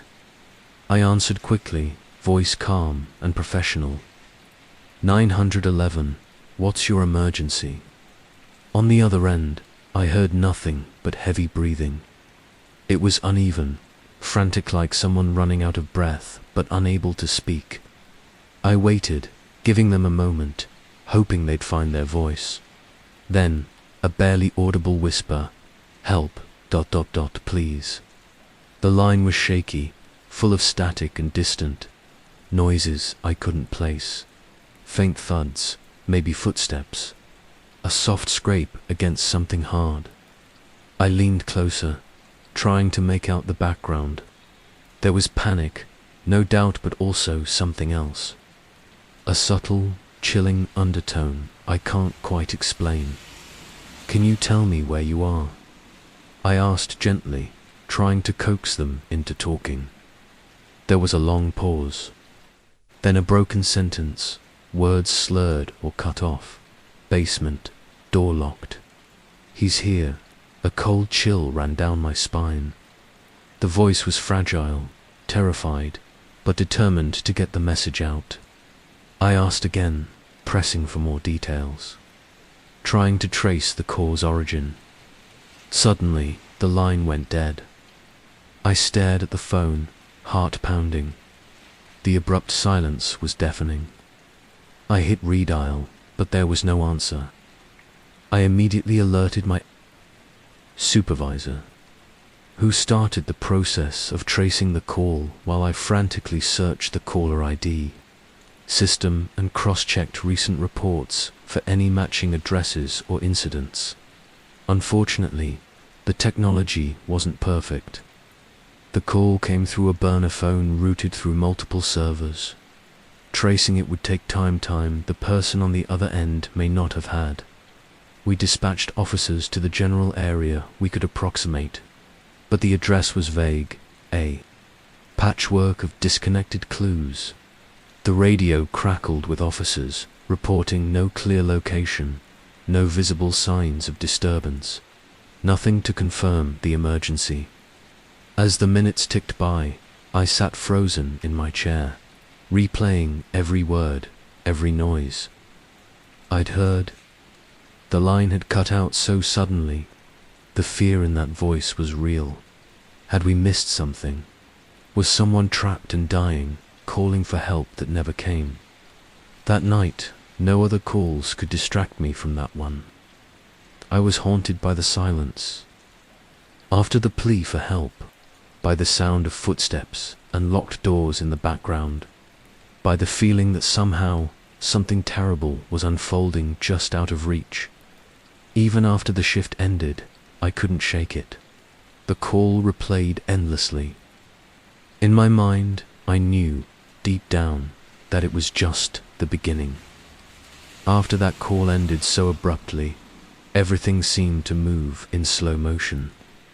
The dispatcher's room, usually humming with the background noise of ringing phones, radio chatter, and murmured conversations, felt suffocatingly quiet except for the relentless thudding of my heart.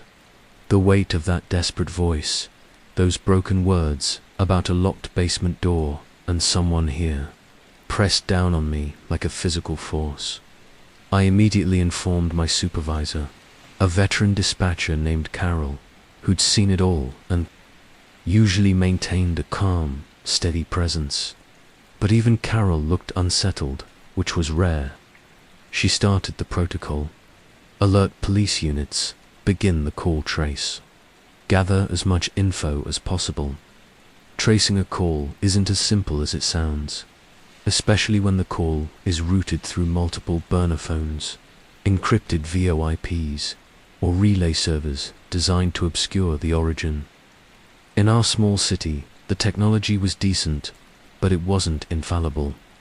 The anonymous nature of the call complicated everything. The clock was ticking, and every second felt heavier. I sat at my station, scanning through digital maps and databases, cross-referencing the caller's fragmented speech for any clue that might reveal their location. Basement, door locked, and he's here were the only clear phrases, but they could apply anywhere. I searched for any recent missing persons, any ongoing investigations that matched those vague details.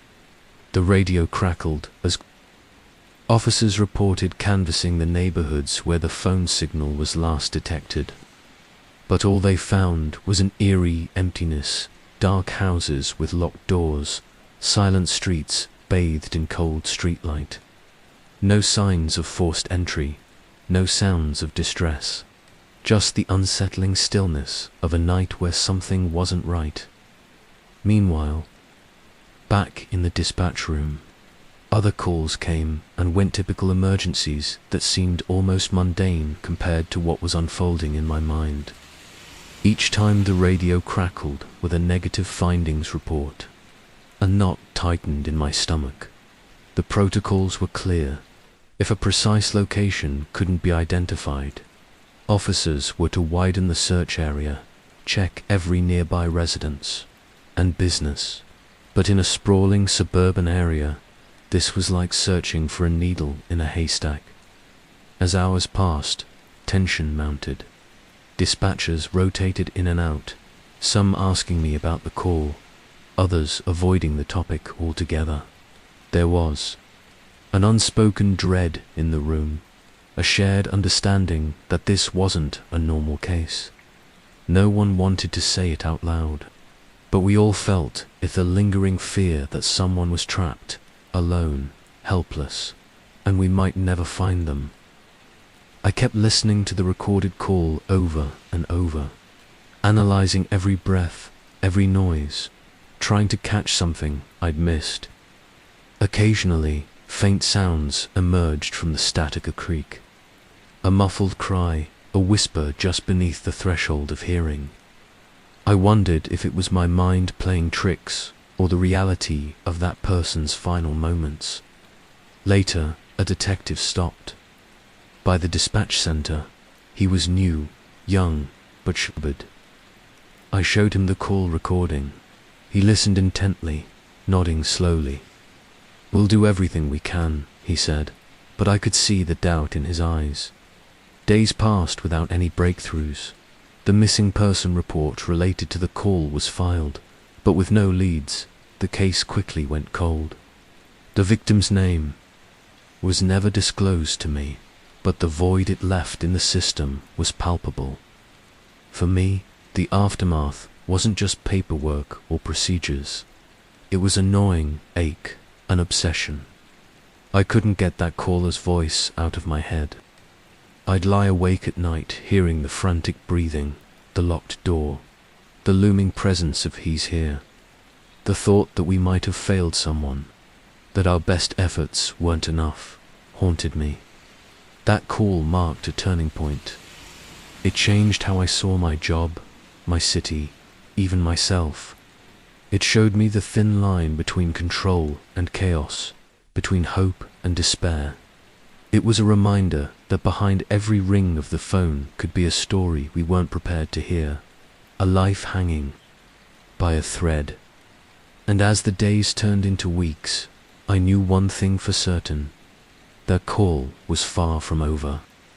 The days following that haunting call blurred into a sleepless haze.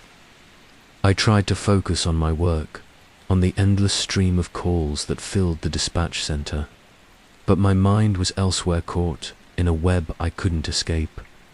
The voice, the desperation, the clipped words about a locked basement door and someone lurking nearby played on repeat in my head like a broken record. Every spare moment, I found myself scouring the call logs, searching for anything that could shed light on. That night, I listened to the recording again and again, straining to catch a faint detail missed the first 100 times. Was that a word, a name, a location? The background noises, were they footsteps on wood or metal? A scraping sound or something more sinister? I became convinced the recording held secrets that, if unlocked, might solve a puzzle no one else had cracked. But the harder I searched, the more elusive the truth became. My co-workers noticed the change. The steady, composed dispatcher they knew was unraveling, eyes shadowed with exhaustion, fingers twitching nervously over the console. I stopped joining them for coffee breaks and casual conversations. The camaraderie that had helped me through early nights at the center felt distant, as if I was shrinking inside a shell of paranoia. I told myself I was doing what was necessary, being thorough, professional, but inside there was a growing tension, a gnawing feeling that the call was a message, maybe even a warning, a puzzle I had to solve. Late one evening, I sat alone at my desk, the room dimly lit by the glow of monitors and blinking consoles. The faint hum of machines was the only sound, save for the occasional buzz of the radio. I pulled the audio from the call into my headphones, adjusting the volume, toggling filters in an attempt to enhance the faint sounds buried beneath static. And then something changed. A subtle whisper, faint but distinct. It wasn't part of the original call. It sounded like a voice, soft, almost a sigh, but unmistakably human. I froze, heart hammering. Had I imagined it? I rewound, played it again, slowed the audio to a crawl. There it was, buried beneath the panicked breathing, a voice, whispering a name I didn't recognize. I reached out to my supervisor, who listened with skepticism but promised to pass the recording to detectives. Weeks went by without a response. No one else seemed to hear the whisper, or if they did, they dismissed it as interference. But for me, the whisper became an obsession. I started keeping a journal, notes about the call, the recording, my thoughts. I wrote down every possible lead, every theory, no matter how wild. I tracked missing persons reports, cold cases, anything remotely connected to the area from which the call might have originated. The more I delved into it, the more I uncovered strange coincidences. There were reports of disappearances that didn't get much attention, strange 911 calls that ended abruptly, like the one I had taken. Some victims were never found, some cases were closed without resolution. The pattern was chilling. I brought these findings to the attention of the detectives assigned to the case, but they were either skeptical or stretched too thin to follow up. Sometimes I felt like a ghost in the system, ignored, unheard. Outside work, my personal life suffered. I was distracted, withdrawn, haunted by a constant unease. Friends asked if I was okay, but I brushed them off. I was too consumed by the call, by the need to understand what happened to that terrified voice. Then, strange things began to happen. Late at night, I'd hear noises, clicking sounds, like a camera shutter or a shutter door closing. I'd turn around expecting to see a person, but the room was empty. My phone would light up with unknown numbers, calls with silence on the other end. Sometimes I'd find objects moved slightly, things I was sure I'd left untouched. I told myself it was exhaustion, paranoia, the mind's way of coping with trauma. But the feeling of being watched, of not being alone, persisted. It clung to me like a shadow. Work became a battleground. I was torn between wanting to do my job well and the suffocating weight of the call that refused to let go. Every ringing phone sent a spike of anxiety through me. I dreaded hearing that breathless panic again, the locked door, the threat lurking just out of sight. I confided in one trusted colleague, Lisa, who had seen the toll the job took on us all. She listened without judgment and shared stories of her own brushes with calls that didn't add up, cases that slipped through cracks, voices that begged for help then disappeared. "You're not crazy," she told me one night. "Some calls stay with you. Some things we hear, they don't just vanish." Her words gave me a flicker of comfort, but the obsession deepened. I started questioning everything, the protocols, the technology, the people I trusted. Could we have missed something vital? Could I have done more? Was there something in the call I was meant to hear but couldn't understand? As weeks turned into months, the lines between reality and nightmare blurred. I dreamed of the caller, the locked basement door, the heavy footsteps, the whispered name. I'd wake up gasping, drenched in sweat, the phantom clicking, echoing in my ears. And still, I chased the mystery, because deep down, I knew that voice was reaching out to me, that someone was trapped in darkness, waiting for a chance to be found, and I was the only one who might hear them. As my obsession grew, so did my isolation. The dispatch center, once a place of routine and camaraderie, now felt like a cage. My co-workers noticed the change. Some asked if I was okay. Others gave worried looks, but didn't pry. It wasn't that they didn't care. It was that this kind of darkness was part of the job. Most of them learned early to push it down, to not get sucked into the abyss with every call. But I couldn't, not this time.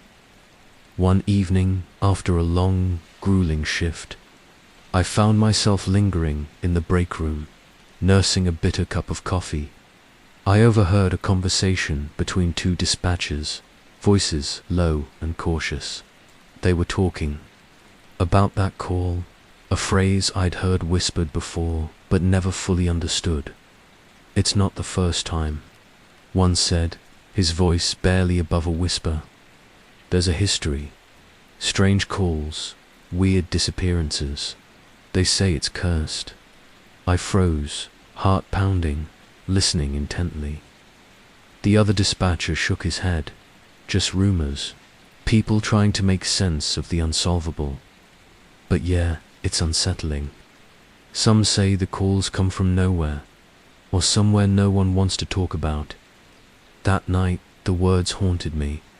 I realized that what I was chasing wasn't just a cold case or a one-off tragedy. It was part of a deeper, darker mystery, something that had been lurking beneath the surface for years, hidden behind protocol and silence. I began digging into the history of our dispatch center, searching through old files, archived recordings, and forgotten case notes. I was determined to find any connection, any pattern that might link my call to others. What I found unsettled me beyond belief. There were records of calls eerily similar to mind-frantic voices, partial words, desperate pleas that ended in silence. Most of these calls were clustered around certain neighborhoods, places with histories of disappearances, unreported crimes, or strange urban legends. Some had names and faces, but many remained anonymous, their stories lost in time. One case involved a woman who called repeatedly over several nights, each time more panicked and fragmented. The final call ended with a chilling whisper about a shadow in the basement. Police found nothing. She was never seen again. Another involved a young man reporting strange noises and footsteps in his home, claiming someone was watching him. The call dropped, and weeks later, his body was discovered miles away. Cause of death undetermined. These stories didn't just echo my experience, they felt like warnings, like pieces of a puzzle no one wanted to solve. I shared some of these findings with Lisa during a rare break. Her eyes darkened as she listened. "You're stirring up things best left alone," she said quietly. "There are cases we don't talk about for a reason. Sometimes it's safer not to dig." But I couldn't stop. The more I uncovered, the heavier the weight on my chest. There was a pattern of silence and disappearance calls that ended abruptly. Victims who vanished, cases closed too quickly or forgotten altogether. The dispatch center itself seemed to hold its breath. On some nights, when the office was nearly empty, the silence was broken only by the soft tapping of keyboards and the occasional crackle of the radio. The tension was palpable, as if the building itself remembered those lost voices. I started noticing strange behaviors among my coworkers. Some avoided certain topics or calls. Others had that haunted look, the same one I was beginning to see in the mirror. Whispers of the cursed call, the shadow caller, and the forgotten ones floated through the dispatch center like ghosts. One night, Mark, usually the joker, confided in me. "There's a story about a call center that got shut down years ago," he said, voice low. "They say the operators heard voices that weren't there, saw things on the screens that made no sense. Some quit, some disappeared. No one talks about it." I shivered, realizing how close we were to a truth no one wanted to face. The technology meant to help us, the phones, the tracing software, the databases sometimes seemed to betray us. I found files mysteriously missing or corrupted, calls recorded but lost in the system, details erased or never logged. It was as if someone or something was deliberately keeping secrets. The line between reality and paranoia blurred. I questioned my own senses. Was I imagining the whispers, the shadows moving just beyond my vision, the clicking noises in empty rooms, the strange, untraceable calls that occasionally rang through on my personal phone, always silent, always just out of reach? Each unanswered question dug deeper into my mind, filling the quiet moments with dread. One evening, as the city slept, I sat alone in the dispatch center after hours, poring over files under the harsh fluorescent lights. Suddenly, the phone rang. The caller ID showed unknown. My hand trembled as I picked up. No voice, just static. Then, a faint sound, a whisper, almost inaudible, but unmistakably the same voice from that first call. Help! I froze, blood running cold. I wanted to hang up, to run, but some part of me held on, desperate to hear more. The line went dead. I sat in silence, heart hammering, the weight of those words crushing me. It was then I understood. The call wasn't just a glitch, a freak accident, or a prank. It was a symptom of something much worse, a presence that had woven itself into the very fabric of our city, into the lines we answer, into the voices we hear, and it wasn't done. The deeper I dug into the archives, the clearer it became that the call I had taken wasn't just a random emergency. It was linked, somehow, to a missing person. A connection that wasn't immediately obvious, but once uncovered, brought with it a weight I could barely carry. I found the missing person report buried in a dusty digital folder, tagged under unresolved cases. The victim's name was withheld from me, as was common with sensitive files, but the details told a grim story. A woman, early 30s, vanished without a trace just days after my call. The timeline lined up too closely to be coincidence. Her last known location was in the neighborhood that matched the rough coordinates we had for the call. Her disappearance was filed under cold case status. After an initial search and a few interviews, the trail went cold. No leads, no witnesses, no sign of forced entry or struggle. Just a quiet erasure, like she'd been swallowed by the earth. The thought of her, trapped and alone, maybe even in that basement she whispered about, churned in my stomach. It wasn't just a file anymore. It was a person, a life gone, dark, and a plea for help I had answered only halfway. That night, I sat alone in my apartment, scrolling through every piece of information I could find on her. Social media profiles, news clippings, missing posters. Faces smiled back at me from the screen. Friends and family, desperate for answers.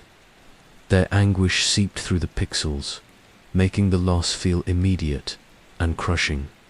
I reached out anonymously to some online missing person forums, hoping someone might have heard something. I posted what little I knew, careful not to reveal my identity or sensitive details.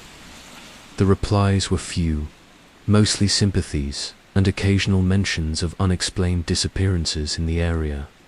But then a message popped up, short, cryptic, and chilling. She's not gone. Not yet. My heart stopped. I stared at the message for minutes, hands shaking. Was it a troll, a prank, or something more sinister? I didn't know, but I couldn't ignore it. The boundaries between my work and my life blurred further. I found myself wandering the neighborhoods near where she was last seen, hoping to catch a glimpse, to find a clue.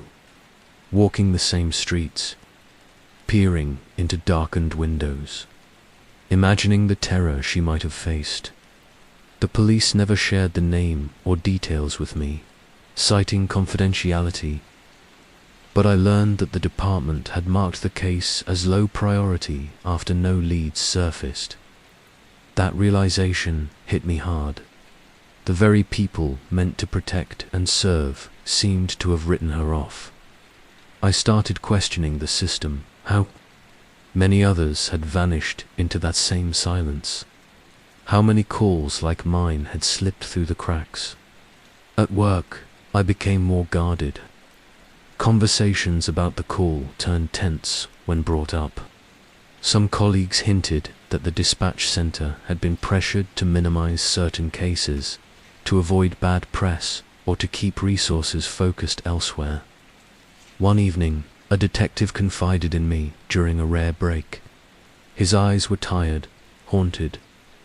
"There's more to that case than we can say," he murmured.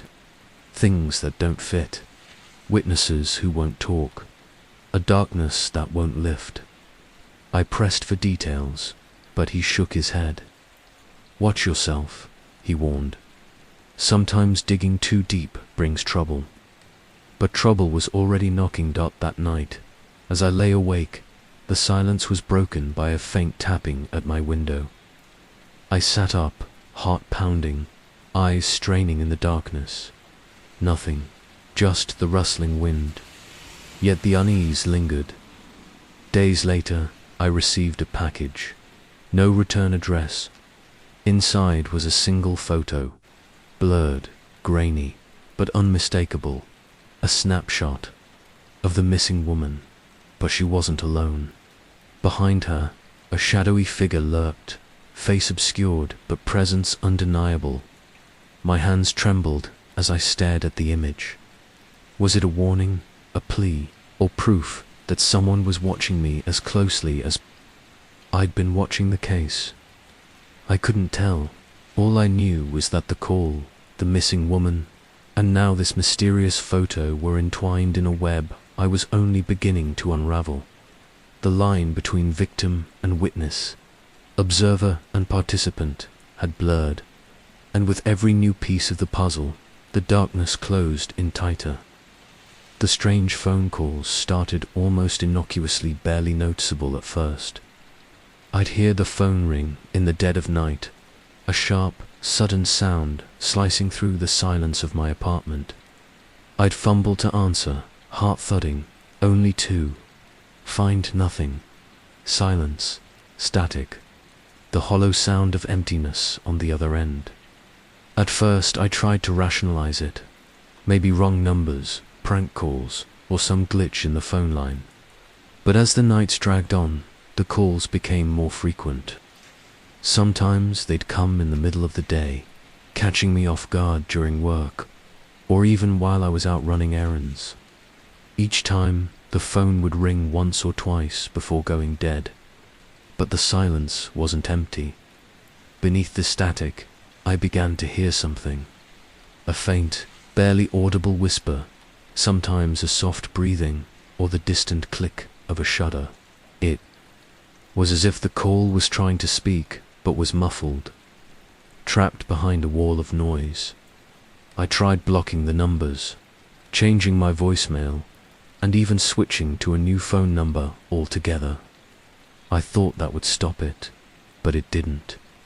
The calls always found a way through, the ringing piercing, relentless. The paranoia set in quickly. I found myself checking the locks on my doors and windows multiple times a night. I'd jump at the slightest creak or shadow. My phone was always in my hand, eyes flicking to it even when I tried to focus on something else. I started keeping a log of the calls, the times, the patterns, the strange noises. Sometimes, amid the static, I could swear I heard that terrified voice from the original 911 call. A whisper begging for help, or maybe a warning. It was impossible to tell. One night, the phone rang while I was alone in my apartment. The room was dark, except for the dim glow of my computer screen. I answered, hesitantly, holding the phone to my ear. The line was dead silent for several seconds. Faint breathing. Slow, deliberate.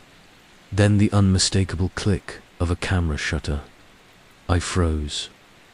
The sound was hauntingly familiar, the same eerie clicking I'd heard during late nights at the dispatch center, the same mechanical whisper that echoed in my dreams. My blood ran cold. I tried to speak, to ask who was there. Nothing. Then the line went dead. I sat in the silence, heart pounding, mind racing. Who was on the other end? What did they want? Was it connected to the call? To the missing woman? To the shadow lurking behind her in that grainy photo? Sleep became impossible. Nights stretched into long, anxious vigils spent staring at my phone, waiting for the next call. During the day, I was jumpy, distracted, unable to focus. Friends and family noticed, asked if I was okay. I lied, said I was tired, stressed. But the truth was far worse. I was being watched, hunted, trapped in a nightmare I couldn't escape. At work, I grew increasingly withdrawn. My colleagues noticed, but said little. Dispatchers learned to carry their burdens silently. Yet, I could see the concern in their eyes, the quiet questions they didn't ask. One evening, I confided in Lisa, my closest ally in the center. I showed her the logs, played the calls. Her face paled as she listened to the faint, chilling sounds. This isn't normal," she whispered. "You need to be careful." But how could I be careful when the threat was invisible? When the calls came from nowhere, the voice from beyond the static, paranoia twisted my reality. I began seeing shadows out of the corner of my eye, figures slipping just beyond my sight. My phone would vibrate with no notifications.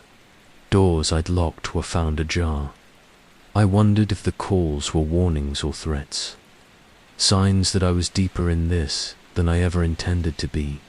And worst of all, I feared that answering the next ring might mean losing myself completely. The days after receiving that anonymous video were some of the darkest I've ever experienced. I was consumed by a swirling storm of fear, obsession, and exhaustion that left me barely able to function. The footage haunted me relentlessly. The creaking floorboards, the flickering shadows, the scratched basement door, and that desperate whisper begging for help. It was as if the video had ripped open a wound that refused to heal, bleeding cold dread into every moment of my life. I stopped answering calls when the phone rang unexpectedly. The ringing became a trigger, a sharp jolt that sent my heart racing with panic. Sometimes I would stare at the silent phone, willing it to stay quiet, only for it to ring again, slicing through the silence like a scream in the night. The worst part was knowing that the voice on the other end wasn't a prank or a mistake. It was real, trapped in that liminal space between sound and silence, begging for salvation that might never come. At work, I was a shadow of myself. My co-workers noticed the change, the dark circles under my eyes, the trembling hands, the vacant stare. Lisa was the only one who dared to ask if I was okay, and I found myself breaking down in her arms one night after a long shift. I told her everything about the call, the video, the strange phone activity, and the crushing weight of helplessness. She listened quietly, her eyes reflecting the same fear I felt. "You need to step back," she said gently. "This isn't just about the job anymore. It's eating you alive." But I couldn't stop. The nightmare was woven into my very being. Every waking moment was haunted by questions I couldn't answer and images I couldn't unsee.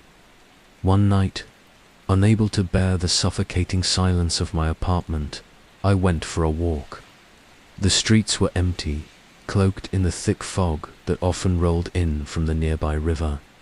The mist wrapped around me like a shroud, obscuring the familiar and turning the world into a ghostly landscape. I felt eyes watching me from the shadows, unseen but palpable.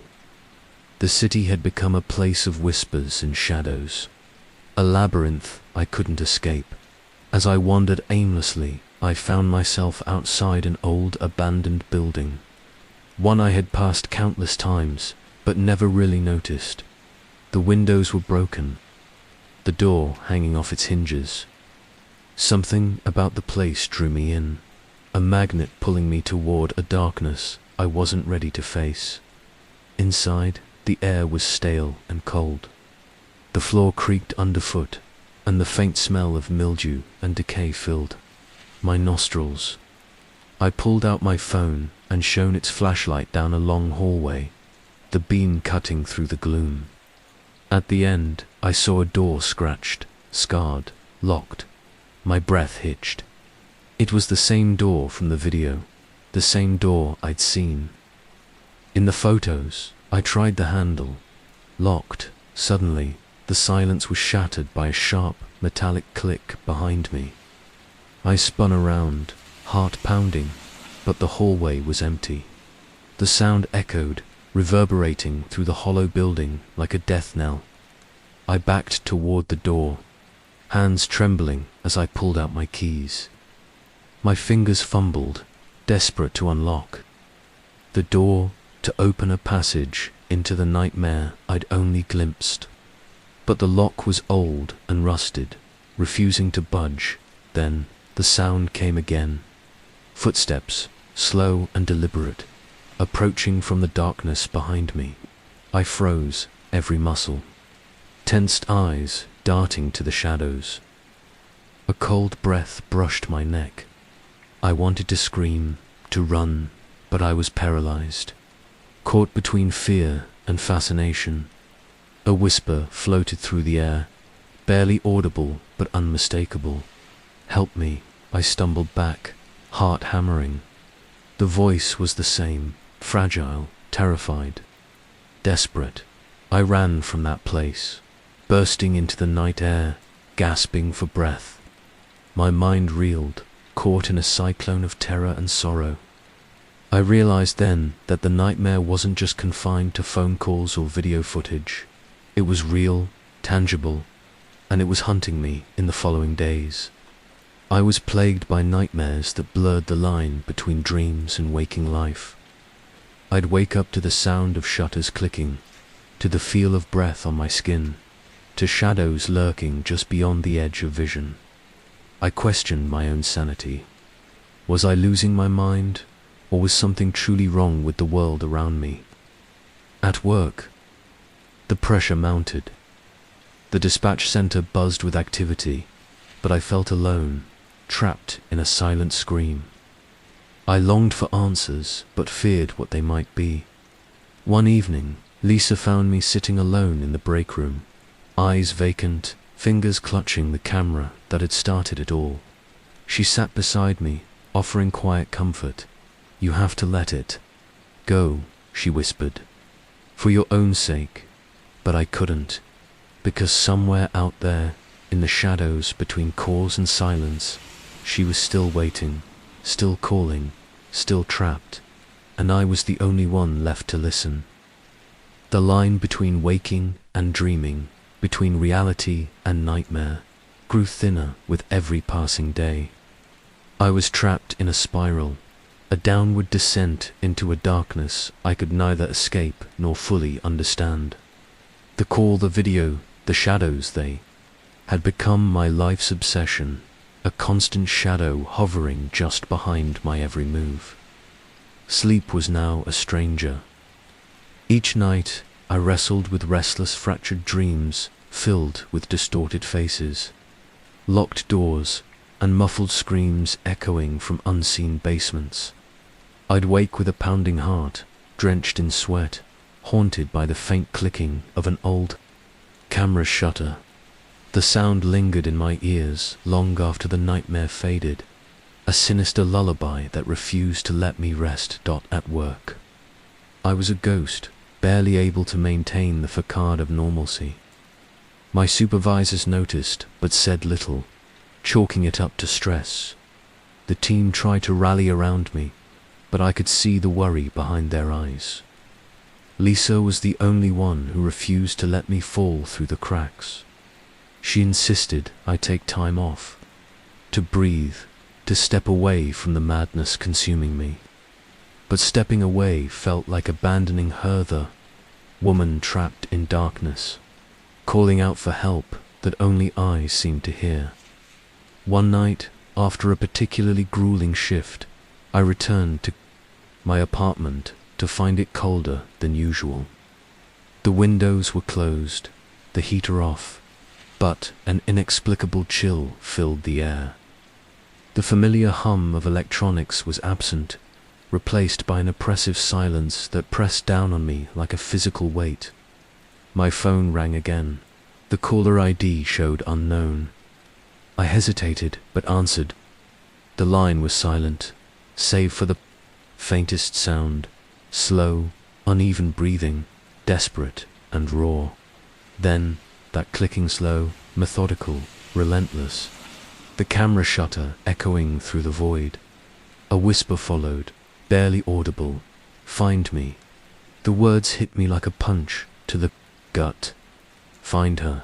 Find the missing woman. Find the truth. The next morning, I was too exhausted to work. Lisa convinced me to take a day off, but even at home, the shadows clung to me. I scoured the internet for any clue, any scrap of information about disappearances linked to that basement door. The neighborhood, the city's darker corners, that's when I stumbled upon a forum thread buried deep in an obscure corner of the web.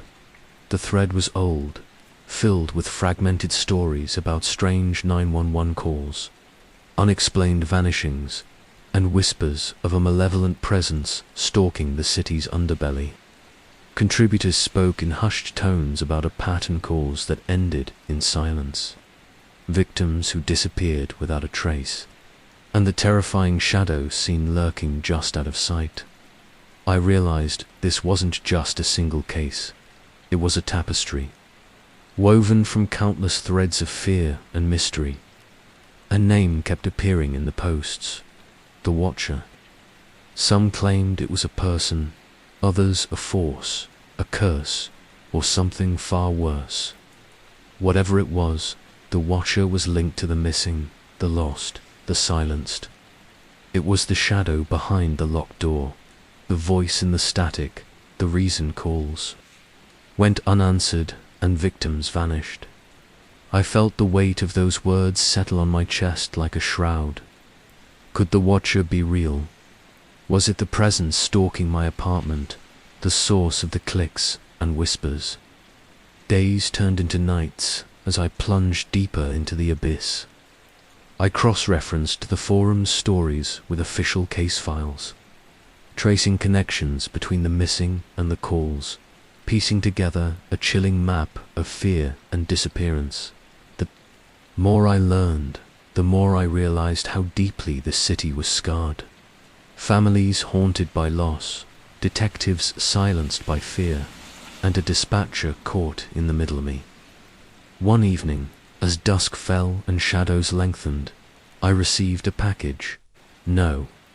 Return address. Inside was a small, worn notebook filled with frantic, scribbled entries describing someone's descent into madness paranoia. Voices, footsteps, and a final plea. He's coming for me. The basement door won't hold. I flipped through. The pages, hands trembling. The handwriting was erratic, but the fear was raw and real. The entries matched the timeline of several missing persons and echoed the voice from my call. A cold realization settled over me. Whoever wrote this notebook was either a victim or a witness, trapped in the same nightmare. I called Lisa immediately, my voice shaking as I explained. She urged caution but agreed to help me follow this new lead. That night, armed with the notebook and my dwindling courage, we visited the neighborhood at the edge of the city where many of the disappearances had occurred. The streets were silent, empty save for the rustling leaves and the distant howl of a lone dog.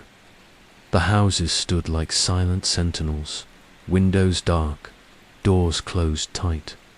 But there was something else, a presence, a heaviness in the air that pressed against our skin and whispered warnings on the wind.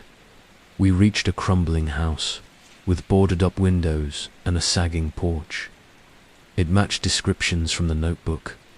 My hands trembled as I pushed open the gate, the creak loud in the stillness. Inside, the air was stale, thick with dust and forgotten secrets. The floorboards groaned underfoot. At the back of the house, we found it the basement door, scarred and locked tight. I reached for the handle, but it wouldn't budge. Suddenly, the clicking started, slow, like a heartbeat. We froze. The basement door shuddered, as if something on the other side was pressing against it. Desperate to get out, door in. We backed away slowly, the weight of the unknown pressing. In that night, I knew the nightmare was far from over. I was no longer just a dispatcher or an observer. I was a part of the story, entwined in the darkness I'd tried so hard to understand, and whatever was behind that door was waiting. The days after that visit to the abandoned house were a haze of fear, exhaustion, and relentless questions that clawed at my mind like sharp talons. The basement door, scarred and locked, haunted me endlessly. Its mere image burned into my memory, a symbol of all the secrets left buried and all the horrors locked away. I was obsessed. Every waking moment, every thought was consumed by that door and what might lie behind it. I pored over old police reports, missing person files, and forgotten case notes. I scoured city records, property deeds, and news archives, looking for any link that might explain the pattern of disappearances, strange calls, and whispered rumors of the Watcher. I even hacked into restricted databases, risking everything to dig deeper. The answers seemed just beyond my grasp, like shadows retreating whenever I reached out. Late one night, after hours of fruitless searching, I stumbled upon a name that made my blood run cold. A local man named Henry Caldwell. His name was attached to multiple cold cases stretching back decades, missing persons, unexplained deaths, and sinister rumors. Henry had been an amateur photographer, obsessed with capturing the city's dark corners, its forgotten alleyways and derelict buildings. What made Henry's story chilling wasn't just the pattern of his subjects. It was the whispered suggestion that he'd been involved in more than just photography. Some speculated he had a hand in the disappearances, that his camera wasn't just a tool but a weapon. Others claimed he was haunted, trapped in his own madness. I found a series of old, undeveloped film rolls attributed to him, locked away in a police evidence room for decades. Somehow, against all odds, I managed to gain access. The moment I saw the images, my heart sank. They were horrifying. Blurry, grainy photos of frightened faces, empty rooms smeared with dark stains, locked, doors scratched deep with desperate marks exactly like the basement door. And among them, terrifyingly, were images of the missing woman from my original call. Her eyes wide with terror, her expression frozen in a silent scream. Behind her, always lurking, was a shadowy figure, just out of focus, just beyond clear. Sight it felt like staring into the abyss. I spent nights awake, haunted by the photographs, turning them over and over in my mind. I began piecing together a timeline, linking Henry Caldwell to the missing people and the strange calls. But the deeper I went, the more I realized how little anyone wanted this story told. Then the threats started. At first they were subtle. An unmarked envelope slipped under my door, containing a single, ominous photo of that same basement door. Freshly scratched, the marks new and furious. A voicemail on my phone, filled with static and that faint clicking sound, but no voice. Unmarked cars parked outside my apartment late at night. The feeling of being watched, of footsteps just beyond my door. I was terrified. I told Lisa everything. She urged me to go to the police, to hand over what I'd found. But I knew the risks. The more I learned, the more dangerous this became. The forces protecting this dark secret were real and ruthless. My obsession began taking a toll. I was no longer sleeping, eating, or functioning normally. The lines between my job as a dispatcher and this personal investigation blurred completely. At work, I was distracted, irritable, and distant. The nightmares followed me, even there the whispered voices, the clicking shutters, the shadow just beyond the screen. One night, after a particularly harrowing shift, I received another call. That froze my blood.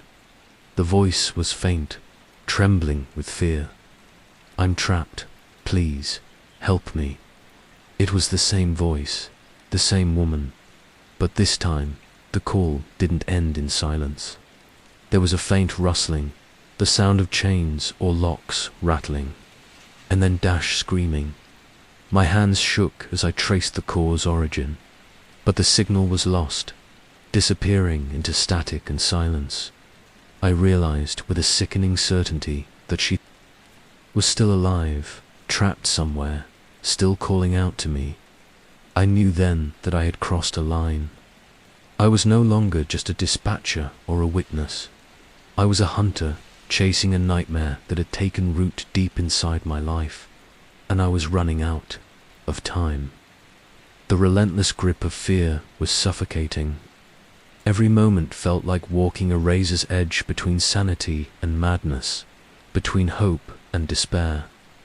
The basement door, the locked, scarred barrier to an unspeakable horror, had become an obsession that consumed my waking thoughts and haunted my dreams. Days bled into nights with no respite. The phone calls continued, each one a twisted echo of that original, terrified voice. Sometimes the whispers were clearer, desperate pleas growing louder, more urgent, as if the voice knew I was close. I started recording each call, hoping to capture something, anything, that could lead me closer to the truth. But with every new piece of evidence came a mounting sense of danger. I felt eyes watching me constantly. Shadows seemed to shift just beyond my vision, the clicking shutter sounds following me like a sinister soundtrack. Sleep was a distant memory. Every creak in my apartment, every unexplained noise sent waves of panic crashing through me. Then came the breakthrough. A clue buried deep in a forgotten corner of the police database, a name linked to an old property deed that matched the location of the basement door. The owner was a man named Victor Grayson, a recluse with a reputation shrouded in rumors and whispers of dark deeds. His name appeared in connection with several cold cases, always on the fringes, never fully exposed. Determined to find answers, I dove headfirst into researching Victor. Public records revealed a trail of eviction notices, strange disappearances, of tenants from properties he owned, and a string of disturbing rumors that the man was involved in occult practices and psychological manipulation. My fingers trembled as I cross-referenced Victor Grayson's properties with reports of strange activity, and to my horror, the basement door belonged to one of his abandoned houses, the very house I had visited with Lisa weeks ago. Armed with this knowledge, I felt a flicker of hope and terror in equal measure. I knew I was on the verge of something, either salvation or destruction. Late one evening, Lisa and I returned to the property, this time prepared. We brought flashlights, recording equipment, and a set of tools in case we needed to force entry. The air was thick with tension as we approached the house, its dark silhouette looming like a tombstone against the night sky. The door creaked open under our hands, revealing the familiar stale air and cold shadows. We moved cautiously through the house, every sound amplified in the oppressive silence. The floorboards groaned beneath us as we made our way toward the basement door. It was there that the atmosphere shifted. A heavy presence settled over the room, a tangible darkness that seemed to suck the light from our flashlights. The scratches on the door were fresh, deeper and more frantic than before, as if something desperate was trapped inside, clawing to escape. Lisa tried the lock again, held fast. Then the clicking started, slow, deliberate, and terrifyingly close. It was all around us now, echoing through the walls, the floors, even the air itself. My heart pounded as I pressed my ear against the door. Beneath the clicking, a faint voice whispered, barely audible but unmistakable, "Help, please." Tears welled in my eyes. This was no longer a mystery. This was a cry for salvation, for freedom from whatever hell lay beyond that barrier. Suddenly, a chilling breeze swept through the room, extinguishing our flashlights and plunging us into darkness. Panic surged, and I fumbled for my phone's light, the beam trembling as it pierced the blackness. Then, as if responding to our presence, the door shook violently, as though something on the other side was pushing to break free. The clicking intensified, faster, frantic, like a pulse racing toward collapse. We backed away, breaths ragged, hearts hammering. The oppressive silence returned, heavier than ever, pressing down on us like a physical weight. I knew then that the horror behind that door was very real and very dangerous. But even as fear threatened to overwhelm me, I made a vow. I would find a way to open that door, to confront the darkness, and to rescue the lost soul trapped within, because she was still out there, still calling, still waiting, and I was the only one who could answer. The night air was thick with anticipation, every breath feeling heavy as Lisa and I prepared to confront the darkness that had haunted me for months. The basement door, the barrier between the known and the unspeakable, stood before us like a monolith, scarred with desperate scratches, whispering the stories of those trapped beyond. We had armed ourselves with every tool we could find: crowbars, flashlights, cameras, and a recording device. But nothing could prepare us for the weight of silence that settled over the decrepit house. A silence so profound it pressed against my chest like a physical force. I couldn't help but think back to the countless calls I had answered as a dispatch urgent. Cries for help, cries that sometimes ended in silence, in darkness. This was the embodiment of that silence. This was the nightmare that had followed me home, that had wormed into my life and refused to let go. Lisa took a deep breath and tried the lock again. This time, it gave way with a reluctant groan, the old wood splintering under the pressure. The door creaked open, revealing a stairwell swallowed by shadow. We descended slowly, the air growing colder with every step, a chill that seemed to seep into my bones. The flashlight's beam danced over cracked walls, peeling paint, and broken furniture. Every creak, every whisper of movement set my heart racing. At the bottom, we found a small, windowless room bare, except for an old chair and a camera tripod pointing toward the far wall. On the floor lay scattered photographs, grainy, black and white, images of faces twisted in fear, rooms smeared with dark stains, and in every shot, a shadow lurking just out of focus. I recognized one face immediately, the missing woman. Her eyes met mine through the photograph, wide and pleading. Trapped forever in the frame of horror. A sudden noise made us jumper scraping, a dragging sound coming from a dark corner. I shone the flashlight toward it, and there, curled in the shadows, was a figure. Thin, pale eyes wide with terror. "It's her," Lisa whispered, voice trembling. I stepped forward slowly, heart pounding. The woman looked at me, lips trembling, voice barely a whisper. "Help me." I reached out, taking her hand. She was trembling, exhausted, a ghost of the person in the photographs.